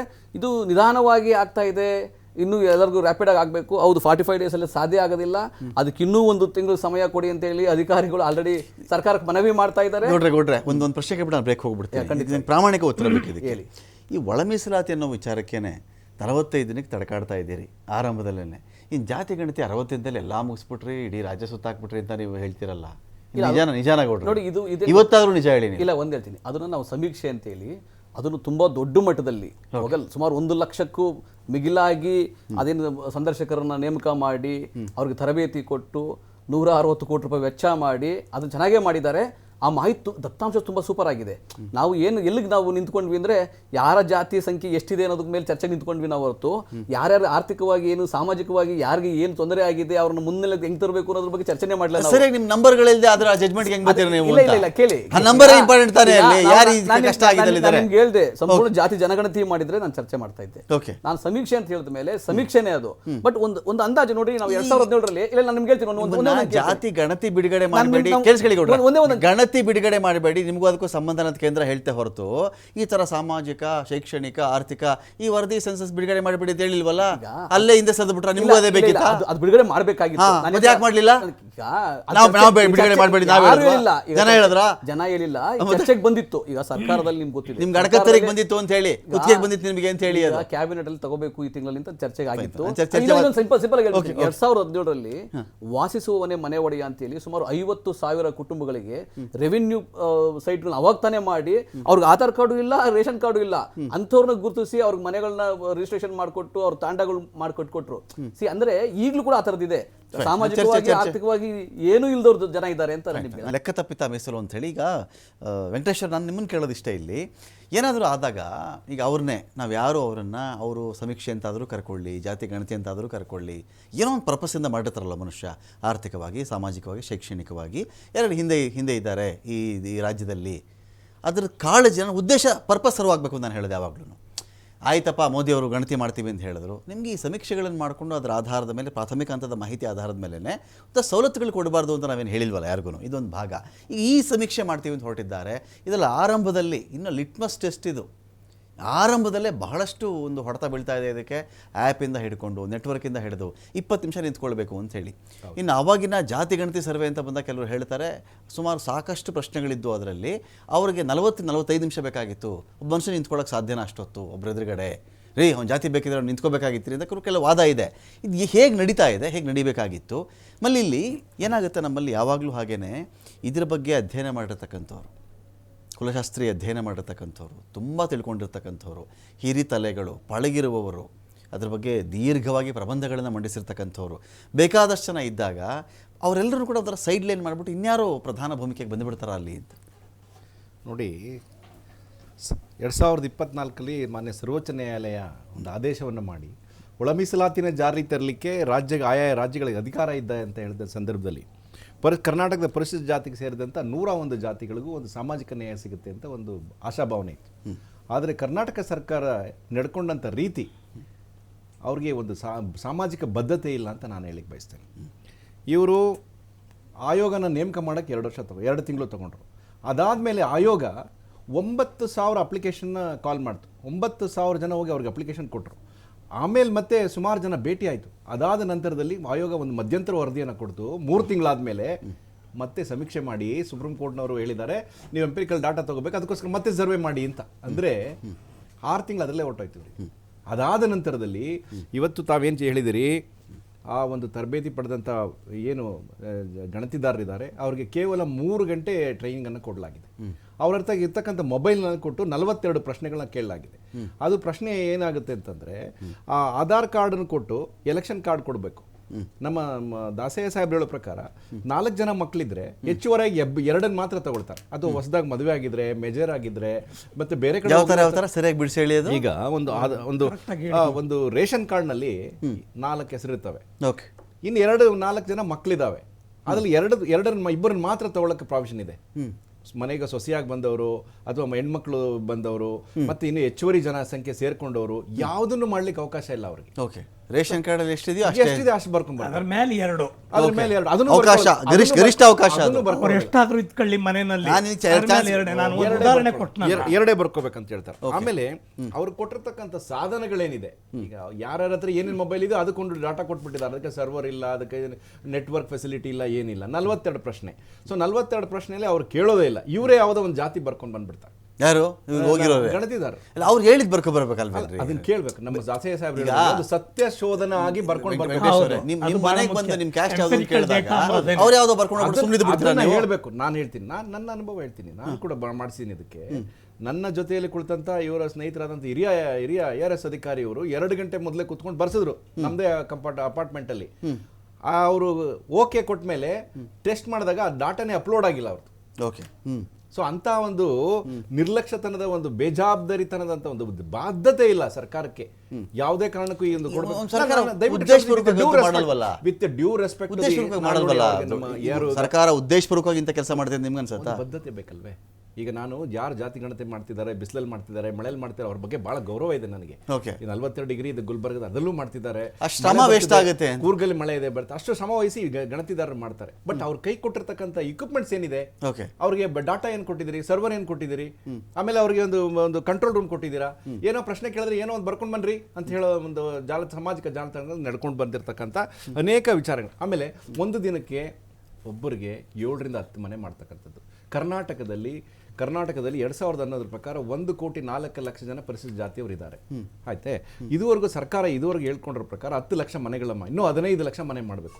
ಇವತ್ತು ನಾಳೆಗೆ ಡೇಟ್ ಮುಗಿತದೆ, ಇನ್ನು 2 ದಿವಸದಲ್ಲಿ ಮುಗಿತದೆ. ಅದಾದ್ಮೇಲೆ ಮತಗಟ್ಟೆ ಸಮೀಕ್ಷೆಗೆ ಹೋಗ್ತೀವಿ, ಅದಾದ್ಮೇಲೆ ಆನ್ಲೈನ್ ಪ್ರಾವಿಷನ್ ಮಾಡ್ಕೊಳ್ತೀವಿ.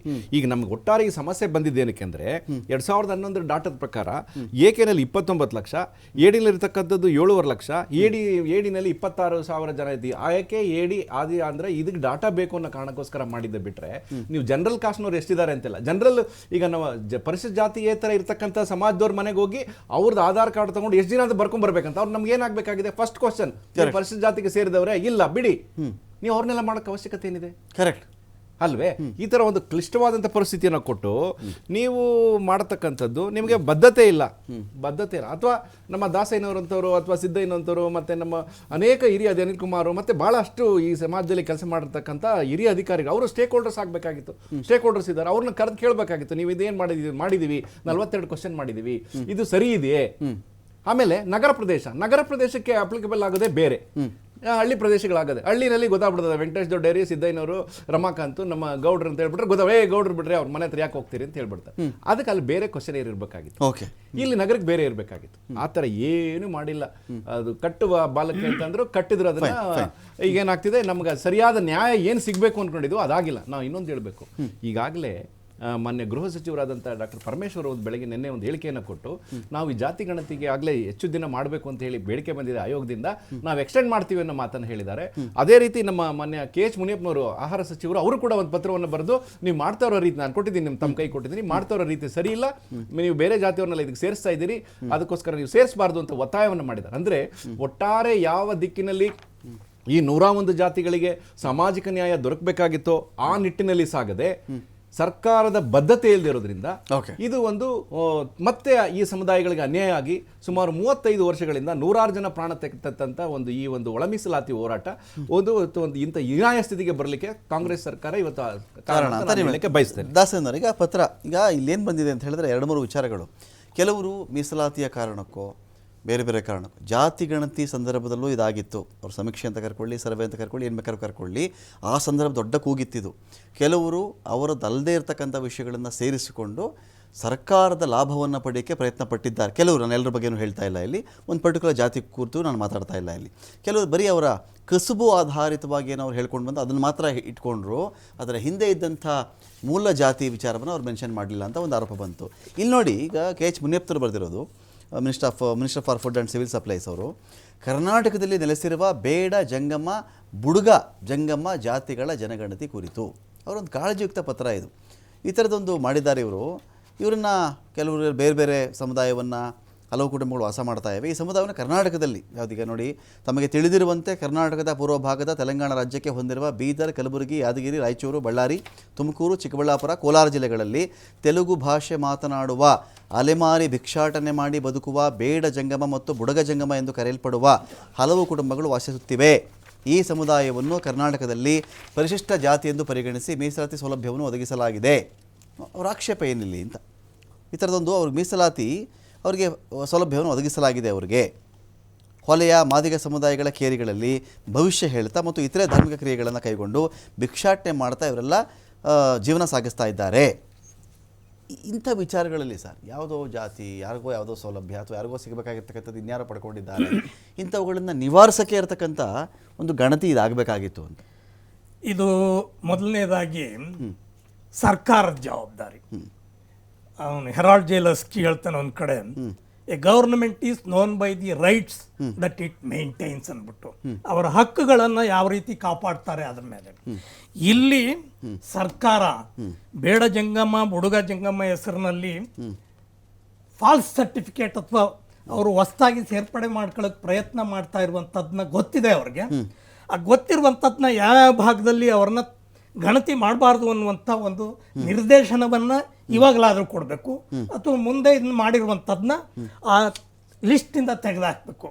ತಾವು ಹೇಳ್ದಂಗೆ ಈ ಬೇಡ ಜಂಗಮ ಬುಡುಗ ಜಂಗಮ ಯಾರು ಅನ್ನೋದ್ರ ಬಗ್ಗೆ ಒಂದೆರಡು ಮಾಹಿತಿಗಳನ್ನ ಹೇಳೋದಕ್ಕೆ ಇಷ್ಟಪಡ್ತೀನಿ. ಅವರು ಒಂದು ಅಲೆಮಾರಿ ಸಮುದಾಯ. ಏನು ನೀವು ಹೇಳಿದ್ರಲ್ಲ 5 ಜಿಲ್ಲೆಗಳು ಮಾತ್ರ, ಕೋಲಾರ, ಚಿಕ್ಕಬಳ್ಳಾಪುರ, ತುಮಕೂರು ಇವೆಲ್ಲ ಸೇರಿಸ್ಕೊಂಡಿದ್ದಾರೆ. ಯಾವುದು ಅಂತ ಅಂದ್ರೆ ಬೀದರ್, ಗುಲ್ಬರ್ಗ, ಯಾದಗಿರ್, ರಾಯಚೂರು, ಬಳ್ಳಾರಿ, ಈ 5 ಜಿಲ್ಲೆ ತೆಲಂಗಾಣ, ಆಂಧ್ರ ಪ್ರದೇಶಕ್ಕೆ ಹೊಂದ್ಕೊಂಡಿರುವಂಥವ್ರು. ಅವ್ರು ಮೂಲತಃ ತೆಲುಗು ಮಾತನಾಡುವಂಥವ್ರು. ಅವರು ಈ ಬೇಡ ಜಂಗಮ ಬುಡುಗ ಜಂಗಮ ಅಂತ ಅಂದ್ಬಿಟ್ಟು ಅವ್ರಿಗೆ ಒಂದು ದೀಕ್ಷೆಯನ್ನು ಕೊಡ್ತಾರೆ. ಆ ದೀಕ್ಷೆ ಕೊಡುವಂಥವ್ರು ಮಾಲಜಂಗಮ ಸ್ವಾಮೀಜಿಗಳು ದೀಕ್ಷೆ ಕೊಡ್ತಾರೆ. ಆವಾಗ ಅವರು ಬೇಡ ಜಂಗಮ ಬುಡುಗ ಜಂಗಮ ಆಗ್ತಾರೆ. ಅವರು ಭಿಕ್ಷಾಟನೆ ಮಾಡ್ಕೊಂಡು ವೇಷ ಹಾಕೊಂಡು ಅಲೆಮಾರಿ ಜನಾಂಗಗಳು.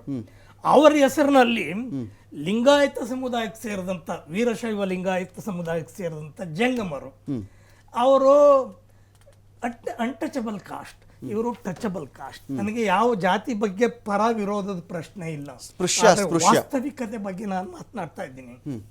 ಈ ರೀತಿ ಆದ್ರೆ ಬಹಳ ತಪ್ಪಾಗುತ್ತೆ. ಕೆಲವು ಸ್ಟ್ಯಾಟಿಸ್ಟಿಕ್ಸ್ನ ತಮ್ಮ ಗಮನಕ್ಕೆ ತರಕ್ಕೆ ಪ್ರಯತ್ನ ಮಾಡ್ತೀನಿ. 1961 5,000 ಚಿಲ್ಲರೆ ಜನಗಳಿದ್ರು ಬೇಡ ಜಂಗಮ ಬುಡುಗ ಜಂಗಮ. ಹಾಗೆ ಬರ್ತಾ ನಮ್ಮ ಬೇರೆ ಬೇರೆ ವರ್ಷಗಳಲ್ಲಿ ಬದಲಾವಣೆ ಆಯಿತು. ಪ್ರಮುಖವಾಗಿ ಈ ಕಾಂತರಾಜು ಆಯೋಗ ವರದಿ ಇನ್ನೂ ಹೊರಗಡೆ ಬರದೇ ಇದ್ರು ಅವರ ಸಂಖ್ಯೆ 4 ಲಕ್ಷ ಆಗಿದೆ. 5,000 ಇದ್ದದ್ದು 4 ಲಕ್ಷಕ್ಕೆ ಬಂದಿದೆ. ಇದಕ್ಕೆ ಕಾರಣ ಏನು ಅಂತ ಅಂದ್ರೆ ಲಿಂಗಾಯತ ಸಮುದಾಯಕ್ಕೆ ಸೇರಿದಂಥ ಜಂಗಮರು ಅವರು ಈ ಪೂಜಾ ವಿಧಿಗಳು ಇಂಥದ್ನೆಲ್ಲ ಮಾಡುವಂಥವ್ರು. ಮತ್ತು ಭಾಳ ಪ್ರಮುಖವಾದ ವಿಚಾರ ಅಂದರೆ ಒಂದು ಕಡೆ ಅವರು ನಾನ್ ವೆಜಿಟೇರಿಯನ್, ಇವರು ವೆಜಿಟೇರಿಯನ್.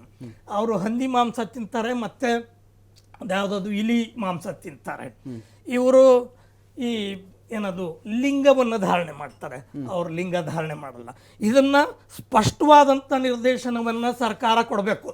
ಇದು ಸರ್ಕಾರದ ಒಂದು ಜವಾಬ್ದಾರಿ. ಹೀಗಿದೆ, ಒಂದು 5,000ದಿಂದ 4 ಲಕ್ಷಕ್ಕೆ ಬಂದಿರುವಂಥದ್ದು ಇವರೆಲ್ಲರೂ ಸೇರ್ಕೊಂಡು ಇವಾಗ 10 ಲಕ್ಷಕ್ಕೆ ತರ್ತಾರೆ. 10 ಲಕ್ಷ ಬಂತು ಅಂತ ಅಂದರೆ ಈ ಪ್ರಾಯಶಃ 1,40,45,000 ಜನಸಂಖ್ಯೆ ಆಗುತ್ತೆ ಇವಾಗ. ಅದರೊಳಗೆ ಇವರೇ 10 ಲಕ್ಷ ಬಂದಾಗ ಈ ವಲಯ ಮಾದಿಗರಿಗೆ ಅಥವಾ ಬೇರೆ ಸಣ್ಣ ಸಣ್ಣ ಗುಂಪುಗಳಿಗೆ ಎಷ್ಟು ಪರ್ಸೆಂಟೇಜು 17% ಬರಬೇಕು ಅನ್ನುವಂಥದ್ದು ಇವರಿಂದ ಕಡಿಮೆ ಆಗುತ್ತೆ, ಇವ್ರ ಕಡೆ ಹೋಗುತ್ತೆ, ಬರಲ್ಲ. ಸುಪ್ರೀಂ ಕೋರ್ಟ್ ಜಡ್ಜ್ಮೆಂಟ್ಗಳಿದಾವೆ. ಇದಕ್ಕೆ 2 ಸಮುದಾಯಗಳು ಕೂಡ ತಯಾರಾಗ್ತಾ ಇದಾವೆ ಅಂತ ಅಂದ್ಬಿಟ್ಟು ನನಗೆ ತಿಳಿದು ಬಂದಿದೆ. ಇದಿಷ್ಟಕ್ಕೆ ಮುಗಿಯುವಂತ ಕಥೆ ಅಲ್ಲ. ಇದು ತಮ್ಮ ಈ ಥರದ ದುರ್ಬಳಕೆ ಮಾಡ್ಕೊಳ್ತಕ್ಕಂಥ ವಿಚಾರದ ಬಗ್ಗೆ ಸಹಜವಾಗಿ ಒಂದು ಕಾಳಜಿ ಇರುತ್ತೆ. ಅವರು ತುಂಬ ಸ್ಪಷ್ಟವಾಗಿ ಸೂಕ್ಷ್ಮವಾಗಿ ಇಬ್ಬರು ಕೂಡ ಒಂದೆರಡು ಪಾಯಿಂಟ್ ಹೇಳಿದ್ರು. ಈಗ ಇವ್ರ ಸಂಖ್ಯೆನೇ ದೊಡ್ಡ ವಿಚಾರಕ್ಕೆ ಬಂದುಬಿಟ್ಟಾಗ ಯಾರಿಗೆ ನಿಜವಾಗ್ಲೂ ಆ ಫಲ ಸಿಗಬೇಕಾಗಿತ್ತೋ, ಆ ಬೆಳೆ ಕೊಯ್ಲಿನಲ್ಲಿ ಯಾರು ನಿಜವಾಗ್ಲೂ ಊಟ ಮಾಡಬೇಕಾಗಿತ್ತೋ ಅವ್ರದ್ದಲ್ಲದೆ ಅವ್ರಿಗೆ ಹೋಗಬೇಕಾಗಿದ್ದಂಥ ಆಹಾರವನ್ನು ಇನ್ಯಾರೋ ಕಿತ್ಕೊಂಡು ತಿನ್ನಂಗೆ ಆಗ್ಬಿಡುತ್ತಲ್ಲ ಇದು. ಸಪೋಸ್ ಈಗ ಬುಡುಗ ಜಂಗಮ ಬೇಡ ಜಂಗಮ ಇದನ್ನು ಇನ್ಯಾರೋ, ಇಲ್ಲಿ ನಾವು ಕ್ಯಾಸ್ಟು ಎಲ್ಲರೂ ಹಂಗೆ ಮಾಡ್ಕೊಂಡ್ಬಿಟ್ಟಿದ್ದಾರೆ, ನಾವು ಯಾರೂ ಸರ್ಟಿಫಿಕೇಟ್ ಕೊಡ್ತಾ ಇಲ್ಲ ಇಲ್ಲಿ. ಬಟ್ ಒಂದು ಕಾಳಜಿಯುಕ್ತ KH ಮುನಿಯಪ್ಪನವ್ರು ಪತ್ರ ಬರೆದಿರೋದಿಲ್ಲಿ. ಈ ಥರ ಇನ್ನೊಂದು ಜಾತಿ ಜಂಗಮ, ಬೇಡ ಜಂಗಮ, ಬುಡುಗ ಜಂಗಮ, ಲಿಂಗಾಯತ ಜಂಗಮ ಅಥವಾ ವೀರಶೈವ ಜಂಗಮ ಇಷ್ಟು ಬೇರೆ ಬೇರೆ ಇದ್ದಾಗ ಇದೇ ಅದು ಅದೇ ಇದು ಇನ್ನೋ ರೀತಿಯಲ್ಲಿ ಆಗಿಬಿಟ್ರೆ ಆ ಅಪಾಯಗಳಿಗೆ ಆಲ್ರೆಡಿ ನಡೀತಾ ಇದೆ. ಅದು 5-6 ಜಿಲ್ಲೆಗಳ ವಿಚಾರ ಇದು ಆ ರೀತಿ ಆಗಿದೆ, ಬಹಳ ಕಡೆ ಆಗಿದೆ. ಈಗ ಕೋಲಾರದಲ್ಲಿ ಒಬ್ಬರು ಶಾಸಕರದ್ದು ಈ ರೀತಿಯೇ ಒಂದು ಹೈಕೋರ್ಟ್ಗೆ ಹೋಗಿತ್ತು. ಯಾಕಂದ್ರೆ ಕ್ಯಾಸ್ಟ್ ಸರ್ಟಿಫಿಕೇಟ್ ಕೊಡಬೇಕಾದ್ರೆ ಬೇರೆ ಥರ ಕೊಟ್ಟಿದ್ರಂತ. ಈಗ ಇವನ್ನು ಒಂದು ನಮ್ಮ ಹೊನ್ನಾಳಿ ಒಬ್ಬರು ಶಾಸಕರು ಒಬ್ಬರಿದ್ರು, ಅವರ ಕುಟುಂಬದವರು ಕೂಡ ಲಾಭ ಪಡ್ಕೊಂಡಿದ್ದಾರೆ. ಯಾಕಂದ್ರೆ ಅವ್ರಿಗೆ ಬರೋದೇ ಅದಕ್ಕೆ ಬರೋದಿಲ್ಲ. ಅವರು ಲಿಂಗಾಯತಕ್ಕೆ ಬರ್ತಾರೆ, ವಿಶ್ವ ಲಿಂಗಾಯತಕ್ಕೆ ಬರ್ತಾರೆ, ಆದರೆ ಬೇಡ ಸಂಗಮಕ್ಕೆ ಬರಲ್ಲ.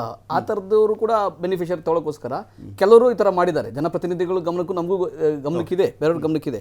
ಆ ರೀತಿ ಆಗಬಾರ್ದು ಅಂದಾಗ ಸರ್ಕಾರ ಆಗ್ಬೋದು, ಈಗ ಕೋರ್ಟ್ ಮುಖಾಂತರನಾದ್ರೂ, ಈಗ ಸುಪ್ರೀಂ ಕೋರ್ಟ್ ಹೇಳಿಕೆಗಳು ಏನಿರ್ತವೆ, ಅವ್ರ ಜಡ್ಜ್ಮೆಂಟ್ಗಳೇನಿದ್ದಾವೆ ಅದ್ರ ಮುಖಾಂತರ ಸರ್ಕಾರ ಒಂದು ಕಟ್ಟುನಿಟ್ಟಿನ ಕ್ರಮಗಳು ತಗೋಬೇಕು. ಆ ರೀತಿ ಆಗದಂಗೆ ಈಗ ಯಾರು ಕ್ಯಾಸ್ಟ್ ಸರ್ಟಿಫಿಕೇಟ್ ಕೊಡ್ತಾರೆ ಆ ಆಫೀಸರ್ಗಳಿಗೆ ತರಬೇತಿ ಕೊಡಬೇಕು. ಅವ್ರಿಗೆ ಅಷ್ಟು ಸೆನ್ಸ್ ಇಲ್ಲ ಅಂದರೆ, ಒಂದು ಬದ್ಧತೆ ಇಲ್ಲ ಅಂದರೆ, ಸಮಾಜದಲ್ಲಿ ಸಾಮಾಜಿಕ ನ್ಯಾಯ ಕೊಡಬೇಕಾದಾಗ ಯಾರೋ ಅರ್ಹ ಫಲಾನುಭವಿಗಳು ಬಿಟ್ಟು ಬೇರೆ ಅನರ್ಹರಲ್ಲ. ಯಾರು ಹೇಳಿ ಸ್ಟ್ರೈಟ್ ಅವೇ ಏನಂದ್ರೆ ನನ್ನ ಪ್ರಶ್ನೆ ಇಲ್ಲಿ, ಈಗ ಒಳ ಮೀಸಲಾತಿ ವಿಚಾರದ ಕುರಿತಾಗಿ ನಿಮ್ಮ ಒಂದು ಪಕ್ಷದ ಸರ್ಕಾರ ನಡೀತಾ ಇದೆಯಲ್ಲ, ಎಷ್ಟು ಸೀರಿಯಸ್ ಆಗಿದ್ದೀರಿ ನೀವು ಅಂತ? ಯಾವಾಗ ನಿಮಗೆ ಜಾತಿ ಗಣತಿ ಅಂತ ಆದರೂ ಕರೀರಿ, ನೀವು ಸಮೀಕ್ಷೆ ಅಂತ ಆದರೂ ಕರ್ಕೊಳ್ಳಿ, ಇದಕ್ಕೆ ಕೇಂದ್ರದಿಂದ ಪೆಟ್ಟು ಬಿತ್ತೋ ತರಾತುರಿಯಲ್ಲಿ ಓಹೋ ನನಗೆ ಇವಾಗ ಅದ್ರಲ್ಲಿ ನಾನು ಫೇಲ್ ಆಗ್ಬಿಟ್ಟೆ, ಇದ್ರಲ್ಲಿ ನನಗೆ ಅಧಿಕಾರ ಇದೆ, ಇದನ್ನ ನಾನು ಇಮಿಡಿಯೇಟಾಗಿ ಜಾರಿ ಮಾಡೋಣ, ಈ ತರಾತುರಿಯಲ್ಲಿ ಮಾಡಿ ಅಂತ ಯಾರಾದ್ರೂ ನಿಮಗೆ ಒತ್ತಾಯ ಹಾಕಿಲ್ಲ? ಇಲ್ಲ, ಇದನ್ನ ತರಾತುರಿ ಅಂತ ಅನ್ನಕ್ಕಾಗಲ್ಲ. ಹತ್ತಿರದಲ್ಲಿ ಎಲೆಕ್ಷನ್ ಇಲ್ಲ ಇಲ್ಲ ಇಲ್ಲ ಇಲ್ಲ, ಇದನ್ನ ತರಾತುರಿ ಅನ್ನಕ್ಕಾಗಲ್ಲ. ನೋಡಿ, ಮಾನ್ಯ ಸಿದ್ದರಾಮಯ್ಯ ಅದೇನದು 40 ಡೇಸ್ ಅಲ್ಲಿ ಆಗ್ಬಿಡಬೇಕು, ಮಾಡ್ಬಿಡ್ತೀವಿ ಅಂತ. ನೋಡಿ, ಇಡೀ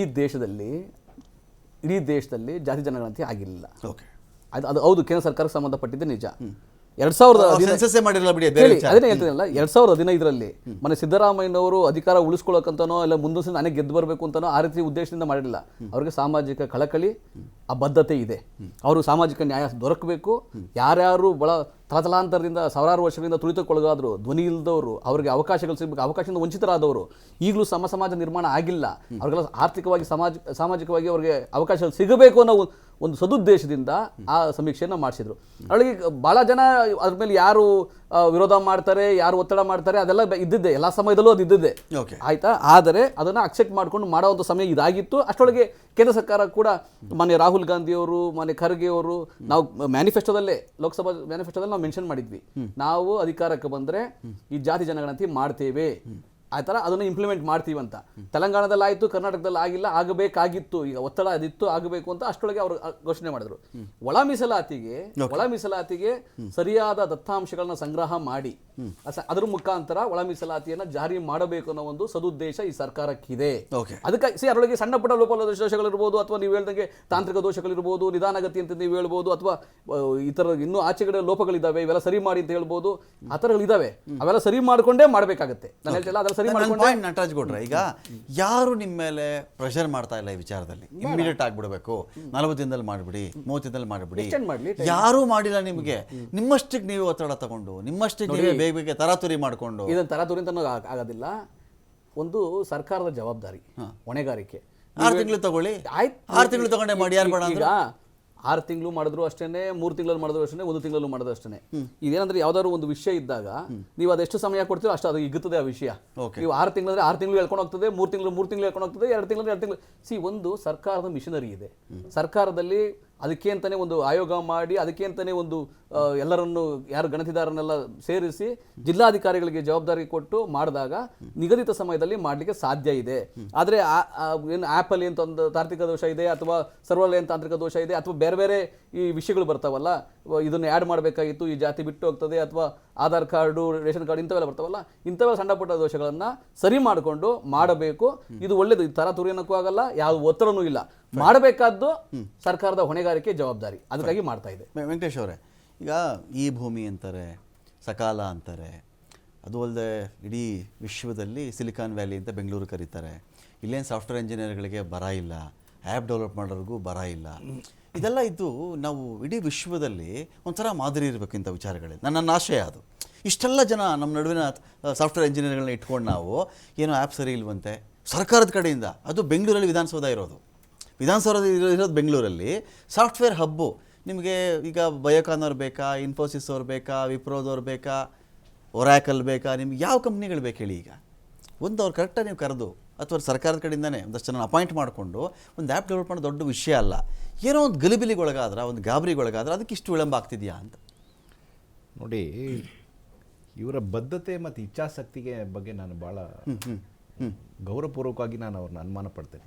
ಅವ್ರಿಗೊಂದು ಇಚ್ಛಾಶಕ್ತಿ ಇಲ್ಲ, ಅವ್ರಿಗೊಂದು ಬದ್ಧತೆ ಇಲ್ಲ. ಇಚ್ಛಾಶಕ್ತಿ ಇಲ್ಲೇ ಶುರು ಮಾಡಿದ್ರೆ ಇದನ್ನ? ಹೌದು, ಇಚ್ಛಾಶಕ್ತಿ ಇಲ್ಲದೇನೆ ಗಣತಿ ಮಾಡ್ತೀವಿ. ಹೌದು, ಇವ್ರಿಗೆ ಯಾವಾಗ ಬೇರೆ ಈಗ ನಮ್ಮ ಎಲ್ಲ ದಲಿತ ಸಮುದಾಯದಿಂದ ಪ್ರೆಷರ್ ಬಂತು, ದಲಿತ ನಾಯಕರಿಂದ ಬಂತು ಅಂತ, ನಮ್ಮ ವಿದ್ಯಾವಂತರಿಂದ ಬಂತು, ಹೌದು ಎಲ್ಲ ಒಪ್ಕೊಂಡ್ರು, ಎಲ್ಲ ಜಾತಿಗಳು ಒಪ್ಕೊಂಡ್ರು, 101 ಜಾತಿ ಆಯ್ತಪ್ಪ, ಸುಪ್ರೀಂ ಕೋರ್ಟ್ ಹೇಳಿದೆ, ಮತ್ತೆ ಅರುಣ್ ಮಿಶ್ರಾ ಅವ್ರ ಕೋರ್ಟಲ್ಲಿ ಹೇಳಿದ್ದಾರೆ, ಎಲ್ಲರೂ ಕೂಡ ಹಂಚ್ಕೊಂಡು ತಿನ್ಬೇಕು, ನಾವೆಲ್ಲ ಒಂದೇ ತಾಯಿ ಮಕ್ಕಳು, ನಮ್ಗೆ ಕೊಟ್ಬಿಡಿ, ನಮ್ಮ ಶೇರ್, ನಮ್ಮ ಜನಸಂಖ್ಯೆ ಕೊಟ್ಬಿಡಿ ಅಂತ ಹೇಳಿ ಒತ್ತಾಯ ಮಾಡಿ 35 ವರ್ಷ ಆದ್ಮೇಲೆ ಬಂದಿರೋದು, ಏನು ಸುಮ್ಮನೆ ಬಂದಿದ್ದಲ್ಲ ಇದು. ಸುಪ್ರೀಂ ಕೋರ್ಟಲ್ಲಿ ಹೋಗಿ ಕೇಸ್ ಮಾಡಿದ್ಮೇಲೆ ಬಂದಿದ್ದು. ಇವ್ರ ಮೇಲೆ ಯಾವಾಗ ಅವರು ಮೊದಲನೇ ಇವ್ರು ಹೇಳಿದ್ದೇನೋ, ಪ್ರಣಾಳಿಕೆಯಲ್ಲಿ ಹೇಳಿದ್ದೇನೋ, ಮೊದಲನೇ ಸಂಪುಟ ಸಭೆಯಲ್ಲಿ ನಾವು ಕೊಟ್ಬಿಡ್ತೀವಿ ಚಿತ್ರದುರ್ಗದ ಡಿಕ್ಲರೇಷನ್ ಹೇಳಿದ್ರು. ಇವತ್ತೇನಾಗಿದೆ, 2ನೇ ವರ್ಷನ ಸೆಲೆಬ್ರೇಟ್ ಮಾಡ್ತಿದ್ದಾರೆ ಇವರು. ಆಡಳಿತ ಬಂದು 2 ವರ್ಷ ಆಗಿದೆ, ಮಾಡಿದ್ದಾರೆ ಅವರು. ಓಕೆ, ಯಾವ ಆಧಾರದ ಮೇಲೆ ಇವರು ಮೊದಲನೇ ಸಂಪುಟದಲ್ಲಿ ನಾವು ಒಳ ಮೀಸಲಾತಿ ತರ್ತೀವಿ ಅಂತ ಹೇಳಿದ್ರು? ಇವರು ಕೊಟ್ಟಂತ ಒಂದು ಏನು ಹೇಳಿಕೆ ಇತ್ತು ಅಥವಾ ಆಶ್ವಾಸನೆ ಇತ್ತು, ಚುನಾವಣಾ ಆಶ್ವಾಸನೆ, ಅವತ್ತಿಗೆ ಈ ಸದಾಶಿವ ಆಯೋಗದ ವರದಿ ಅವ್ರ ಮುಂದೆ ಇರಲೇ ಇಲ್ಲ. ಇಂದಿನ ಬಿಜೆಪಿ ಸರ್ಕಾರ ಅದನ್ನು ತೆಗೆದುಹಾಕಿ ಮತ್ತೆ ಮಾಧುಸ್ವಾಮಿ ಅವ್ರ ರಿಪೋರ್ಟ್ ಅನ್ನು ಕೇಂದ್ರಕ್ಕೆ ಕಳಿಸ್ಕೊಟ್ಟಿತ್ತು. ಅವ್ರು ಅದನ್ನೇ ಹೇಳ್ಬೇಕಾಗಿತ್ತು, ಅದು ಹೊಸದಾಗಿ ಜನಗಣತಿ ಮಾಡ್ತೀವಿ ಅಂತ ಹೇಳ್ಬೇಕಾಗಿತ್ತು. ಇವರಿಗೆ ಯಾವುದೇ ರೀತಿಯಾದಂಥ ಬದ್ಧತೆ ಇಲ್ಲ. ದಲಿತರನ್ನ ಕಾಂಗ್ರೆಸ್ ಸರ್ಕಾರ 65 ವರ್ಷಗಳಿಂದ ಬಡ್ಡಿ ವೋಟ್ ಬ್ಯಾಂಕ್ ಆಗಿ ಮಾಡ್ಕೊಂಡಿದ್ದಾಯ್ತು. ಮಾನ್ಯ ಮತ್ತೆ ಇನ್ನೊಂದ್ಸರಿ ಹೇಳ್ಬೇಕಾಗಿದೆ, ಹಂಗಾಗಿದ್ರೆ ನಾವು ನಮ್ಮ KH ಮುನಿಯಪ್ಪ ಅವರು ಆಹಾರ ಸಚಿವರು ಮೊನ್ನೆ ಒಂದು ಸ್ಟೇಟ್ಮೆಂಟ್ ಮಾಡಿದ್ರು, ಖರ್ಗೆ ಅವರು ಈ ರಾಜ್ಯದ ಮುಖ್ಯಮಂತ್ರಿ ಆಗ್ಬೇಕಾಗಿತ್ತು, ಬಾಬು ಜಗಜೀವನ್ ರಾಮ್ ಅವರು ಈ ದೇಶದ ಪ್ರಧಾನಿ ಆಗ್ಬೇಕಾಗಿತ್ತು. ಅವ್ರ ಬಗ್ಗೆ ಅವ್ರು ಹೇಳೋದು ಮರ್ತ್ಕೊಂಡ್ಬಿಟ್ರು. ಅವ್ರು 7 ಸರಿ ಆಗಿದ್ದಂತವ್ರು, ಅವ್ರ ಬಗ್ಗೆ ಅವರೇ ಮರ್ತ್ಕೊಂಡ್ಬಿಟ್ರು. ಮುನಿಯಪ್ಪ ಸಾಹೇಬ್ರ ಪಾಪ ಅವ್ರು ಮರ್ತ್ಕೊಂಡು ನಾನು ಆಗ್ಬೇಕಾಗಿತ್ತು ಅಂತ ಮುಖ್ಯಮಂತ್ರಿ ಆಗ್ಬೇಕು ಅಂತ ಹೇಳಿಲ್ಲ ಅವರು. ಅಂದ್ರೆ ಇಂಥ ಒಂದು ಜಗಜೀವನ್ ರಾಮ್ ಅಂತವರು, ಖರ್ಗೆ ಸಾಹೇಬರು ಈ AICC ಪ್ರೆಸಿಡೆಂಟ್ ಆಗ್ಬೋದು, ಅವರು ವಿರೋಧ ಪಕ್ಷ ನಾಯಕರಾಗ್ಬೋದು, ಬಟ್ ಆದ್ರೆ ಈ ರಾಜ್ಯದ ಮುಖ್ಯಮಂತ್ರಿ ಆಗ್ಲಿಕ್ಕೆ ಕಾಂಗ್ರೆಸ್ನಲ್ಲಿ ಸಾಧ್ಯ ಇಲ್ಲ. ಇವ್ರಿಗೆ ಯಾವಾಗ ಬೇಕೋ ಅವಾಗ ಕವರ್ನಲ್ಲಿ ಕಳಿಸ್ತಾರೆ ಯಾರು ಮುಖ್ಯಮಂತ್ರಿ ಆಗ್ಬೇಕು ಅಂತ. ಖರ್ಗೆ ಅವ್ರು ನಿಂತ್ಕೊಂಡಾಗ ಏನ್ ಮಾಡ್ತಾರೆ, ಓಟ್ ಹಾಕ್ತಾರೆ. ಅಂದ್ರೆ ಕಾಂಗ್ರೆಸ್ನವರು ಯಾವತ್ತೂ ಕೂಡ ಈ ಒಂದನ್ನ ಬಳಸ್ಕೊಂಡವ್ರೆ. ವಿತ್ ಡ್ಯೂ ರೆಸ್ಪೆಕ್ಟ್ ನಾನು ಹೇಳೋದು, ಕಾಂಗ್ರೆಸ್ ಬದ್ಧತೆ ಇಲ್ಲ. ಮಂತ್ರಿ ಅಂತ ಇದೆಯಲ್ಲ, ನಾನು ಕೇಳ್ಬಿಡ್ತೀನಿ. ನಟರಾಜ್ ಆಮೇಲೆ ಕೇಳ್ತೀನಿ. ನಟರಾಜ್ ಗೌಡ್ರು ಮಾತಾಡ್ಸಕ್ಕೆ ಮುಂಚೆ ಒಂದು ಬ್ರೇಕ್ ತಗೋತೀನಿ ನಾನು.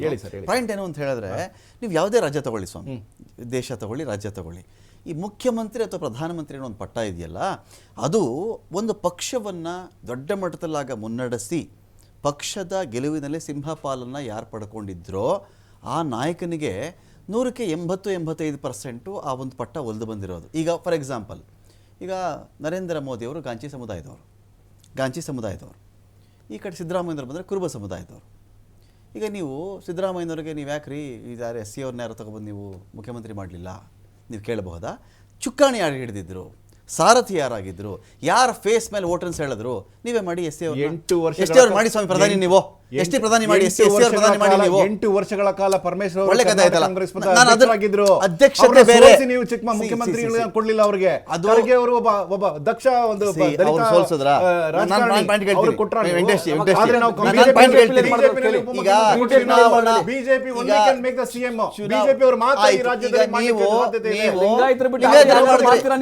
ದುರ್ಬಳಕೆ ಮಾಡ್ಕೊಂಡ್ಬಿಟ್ರಪ್ಪ, ಅವರು ದುರ್ಬಳಕೆ ಮಾಡ್ಕೊಂಡ್ಬಿಟ್ರು. ಅವ್ರು ದುರ್ಬಳಕೆ ಮಾಡ್ಕೊಂಡ್ಬಿಟ್ರು. ರಾಷ್ಟ್ರಪತಿ 2 ಸಾರಿ ಬೊಮ್ಮಾಯಿ CM ಮಾಡ್ತೀರಿ, ನೀವು ಯಡಿಯೂರಪ್ಪನವರು CM ಮಾಡ್ತೀರಿ, ಬಿಜೆಪಿಯಿಂದ ಮಾತ್ರ ಈ ರಾಜ್ಯದಲ್ಲಿ ಸದಾನಂದ ಗೌಡರು CM ಮಾಡಿದ್ರಿ, ಜಗದೀಶ್ ಶೆಟ್ಟರ್ CM ಮಾಡಿದ್ರಿ, ಕಾಂಗ್ರೆಸ್ ನಿಮ್ಮಲ್ಲಿ ಯಾರು ಹೆಸರು ಇಡ್ರಿಲ್ಲ. ಹಂಗಾದ್ರೆ ಕೇಳೋದು, ಈಗ ಮುಖ್ಯಮಂತ್ರಿ ಪಟ್ಟ ಈ ರಾಜ್ಯದಲ್ಲಿ ಯಾರಾದ್ರೂ ನೀವು ದೇಶದ ಪ್ರಧಾನಿ ಸರಿ ಅವ್ರು ಕರ್ಗೇನ್ ಮಾಡ್ಲಿಲ್ಲ ಅಲ್ವಾ? ಅವ್ರು ಕರ್ಗೇನ್ ಮಾಡ್ಲಿಲ್ಲ ಅಲ್ವಾ? ನಿಮ್ ಪಾರ್ಟಿ ಕಡೆಯಿಂದ ಪ್ರಧಾನಿಯನ್ನಾಗಿ ನರೇಂದ್ರ ಮೋದಿ ಅವ್ರನ್ನ ಇಳಿಸಿ SC ಅವ್ರನ್ನ ಪ್ರಧಾನಿ ಮಾಡಿ ನೀವು. ಮೂರನೇ ಟರ್ಮು ಈಗಾಗಲೇ ಕ್ಲಬ್ ಮಾಡ್ತಾ ಇದ್ದೀರಿ, ಮುಖದ ಮೇಲೆ ಓಟ್ ಬರೋದು ಬೇರೆ. ಇವತ್ತು ಒಬ್ಬ ಚಾಯ್ ಮಾಡ್ತಕ್ಕಂಥವನು ಇವತ್ತು ಈ ರಾಷ್ಟ್ರದ ಪ್ರಧಾನಮಂತ್ರಿ ಆಗ್ಲಿಕ್ಕೆ ಸಾಧ್ಯ, ಅದು ಬೇರೆ. ಚಾಯ್ ಮಾಡ್ತಾ ಇದ್ರ, ಅವರು ಹೋಟೆಲ್ ನಡೆಸ್ತಾ ಇದ್ರ, ಅದು ಬೇರೆ. ಯಾರ ಫೇಸ್ ಮೇಲೆ ಒಂದು ಪಾರ್ಟಿಗೆ ಓಟ್ ಬೀಳುತ್ತೆ, ಯಾರ ನಾಯಕತ್ವ, ಈ ಪ್ರಶ್ನೆ ಆಗಲ್ವಾ? ಸಿಂಪಲ್ ಆಗಿ ಹೇಳ್ತೀನಿ, ಕ್ಲೈಮ್ ಮಾಡಬೇಡಿ ಕಾಂಗ್ರೆಸ್ನವರು, ನೀವು ಕ್ಲೈಮ್ ಮಾಡಬೇಡಿ ನಾವು ದಲಿತರ ಪಕ್ಷ ಅಂತ. ಸ್ವಾಮಿ ನೀವು ಕ್ಲೈಮ್ ಮಾಡಬೇಡಿ, don't claim that you belong, ನೀವು ದಲಿತರ ಪಕ್ಷ ಅಂತ ಕ್ಲೈಮ್ ಮಾಡಬೇಡಿ. 65 ವರ್ಷದ ಇತಿಹಾಸ ಇದೆ. ಯಡಿಯೂರಪ್ಪನವರು 2008ರಲ್ಲಿ KPCC ಆಫೀಸಿಂದ ಹತ್ಕೊಂಡು ಹೊರಗಡೆ ಬಂದ್ರು. ಸ್ವಾಮಿ ಯಡಿಯೂರಪ್ಪನವ್ರು ಯಾಕೆ CM ಆದ್ರೆ ಹೇಳಿ ಅಲ್ವೇ? ಹೋರಾಟ ಅವ್ರದ್ದು, ನಾಯಕತ್ವ ಅವ್ರದ್ದು. ಪ್ರಮಾಣ ವಚನ ತಗೊಂಡ್ರು, ಯಾಕೆ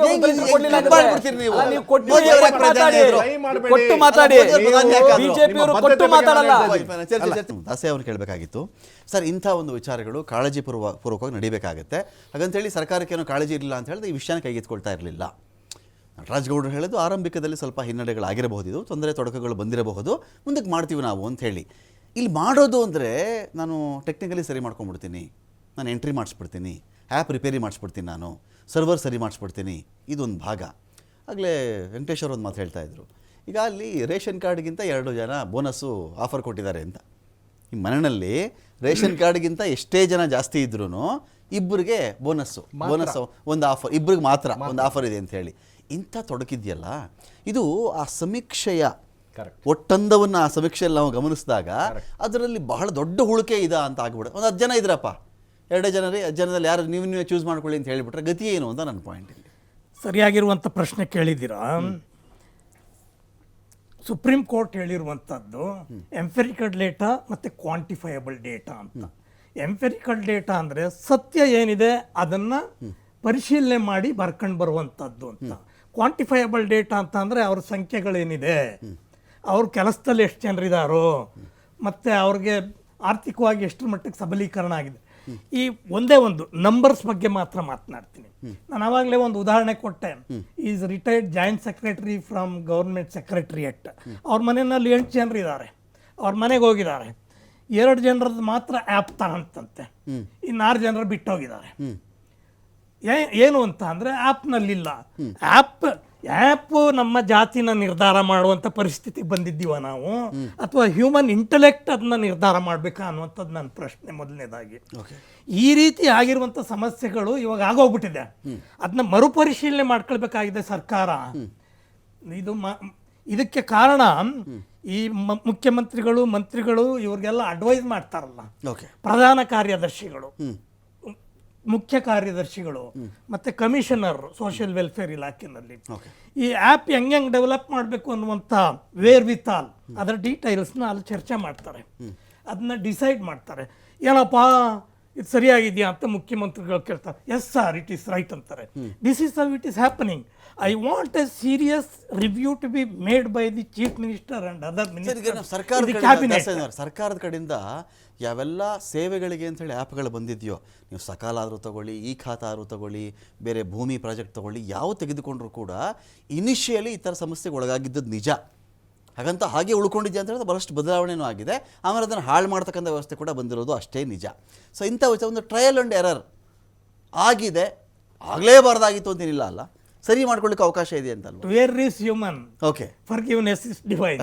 ಹಾಗಾಗಿ ತಪ್ಪಾಗೋಗ್ಬಿಟ್ಟಿದೆ. ಓಕೆ, ಇದನ್ನ ಒಂದು 6 ತಿಂಗಳು ಮುಂದಕ್ಕೆ ಹಾಕ್ಲಿ ತಮ್ಮ ಸರ್ಕಾರಕ್ಕೆ. ತಾವು ನಮ್ಮ ಮನವಿನ ಮೂಲಕ ತಿಳಿಸೋದಕ್ಕೆ ಇಷ್ಟಪಡ್ತೀವಿ.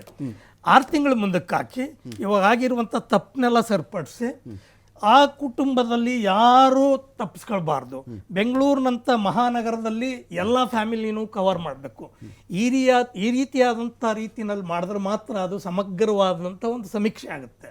ಮತ್ತು ಈ 2024 ಅದರ ಪ್ರೊಜೆಕ್ಷನ್ ಪ್ರಕಾರ ಕರ್ನಾಟಕ ರಾಜ್ಯದ ಶೆಡ್ಯೂಲ್ ಕಾಸ್ಟ್ ಪಾಪ್ಯುಲೇಷನ್ 1,38,00,000, ಅಂದರೆ 1,40,00,000 ಅಂತ ಇಟ್ಕೊಳ್ಬೋದು 2025ಗೆ.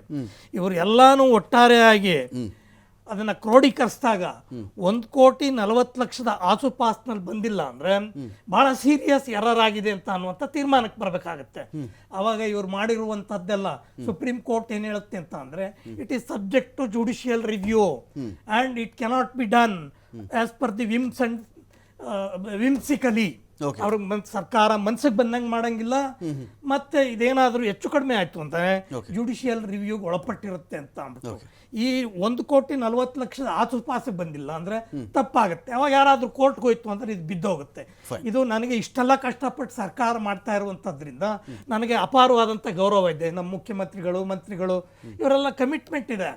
ಕಮಿಟ್ಮೆಂಟ್ ಇಲ್ಲದೆ ಇವರೆಲ್ಲ ಕೆಲಸ ಮಾಡಕ್ ಸಾಧ್ಯತೆನೇ ಇಲ್ಲ, ಲೀಡರ್ಸ್ ಆಗೋಕ್ಕೆ ಸಾಧ್ಯತೆನೇ ಇಲ್ಲ ಅಂತ ಅವ್ರು ಇದನ್ನ ಬಹಳ ಗಂಭೀರವಾಗಿ ಪರಿಗಣಿಸಿ ಮಾಡಿ ಸಮಸ್ಯೆಗೆ ಪರಿಹಾರ ಹುಡುಕ್ತಾರೆ ಅನ್ನುವಂಥದ್ದು ನನ್ನ ನಂಬಿಕೆ. ಥ್ಯಾಂಕ್ ಯು ದಾಸಯ್ಯ ಅವರೇ, ಥ್ಯಾಂಕ್ ಯು ನಟರಾಜ್ ಗೌಡ್ರೆ, ಥ್ಯಾಂಕ್ ಯು ವೆಂಕಟೇಶ್ ದೊಡ್ಡೇರಿ ಅವರೇ. ಸೊ ಇಂಥ ಒಂದು ಸಮಸ್ಯೆ ಬಂದಾಗ ಇದರ ಬಗ್ಗೆ ಒಂದು ಪರಿಹಾರ ಸಿಗಲಿ. ಎರಡನೆಯದು, ತಪ್ಪು ಜಾತಿಗಳನ್ನು ಬರೆಸುವವರ ಕುರಿತು ಸೌಲಭ್ಯಗಳನ್ನು ಪಡೆಯುವ ಸಲುವಾಗಿ ತನ್ನದಲ್ಲದ ಜಾತಿಯನ್ನು ಹೇಳಿಕೊಂಡು ನಿಜವಾಗಿಯೂ ಆ ಜಾತಿಯವನು ಯಾರಿರ್ತಾನೋ ಅವನಿಗೆ ಇದನ್ನು ಅನ್ಯಾಯ ಆಗದಂತೆ ತಡಿಬೇಕಾಗತ್ತೆ. ದೊಡ್ಡ ಮಾತೇ ಇದೆಯಲ್ಲ, 100 ಜನ ಅಪರಾಧಿಗಳಿಗೆ ಶಿಕ್ಷೆ ಆಗದಿದ್ದರೂ ಪರವಾಗಿಲ್ಲ, ಒಬ್ಬ ನಿರಪರಾಧಿಗೆ ಶಿಕ್ಷೆ ಆಗಬಾರ್ದು ಅಂತ ಹೇಳಿ. ಹಾಗೆ ಇಲ್ಲಿ ಒಬ್ಬ ನಿಜವಾದ ಜೆನ್ಯೂನ್, ಅವನಿಗೇನು ಸೌಲಭ್ಯ, ಅವನ ಪಾಲಿನ ಊಟ ಏನು ಸಿಗಬೇಕಾಗಿತ್ತೋ ಅವನ ಊಟವನ್ನು ಕಿತ್ಕೊಂಡು ಇನ್ಯಾರೋ ಡೊಳ್ಳು ಹೊಟ್ಟೆ ಅವನು ಚೆನ್ನಾಗಿ ತಿಂದು ಉಂಡು ಬದುಕ್ತಿರೋನು ಅವನ ಊಟ ಕಿತ್ಕೊಳ್ಳೋಂಗೆ ಆಗಬಾರ್ದು ಅಂತ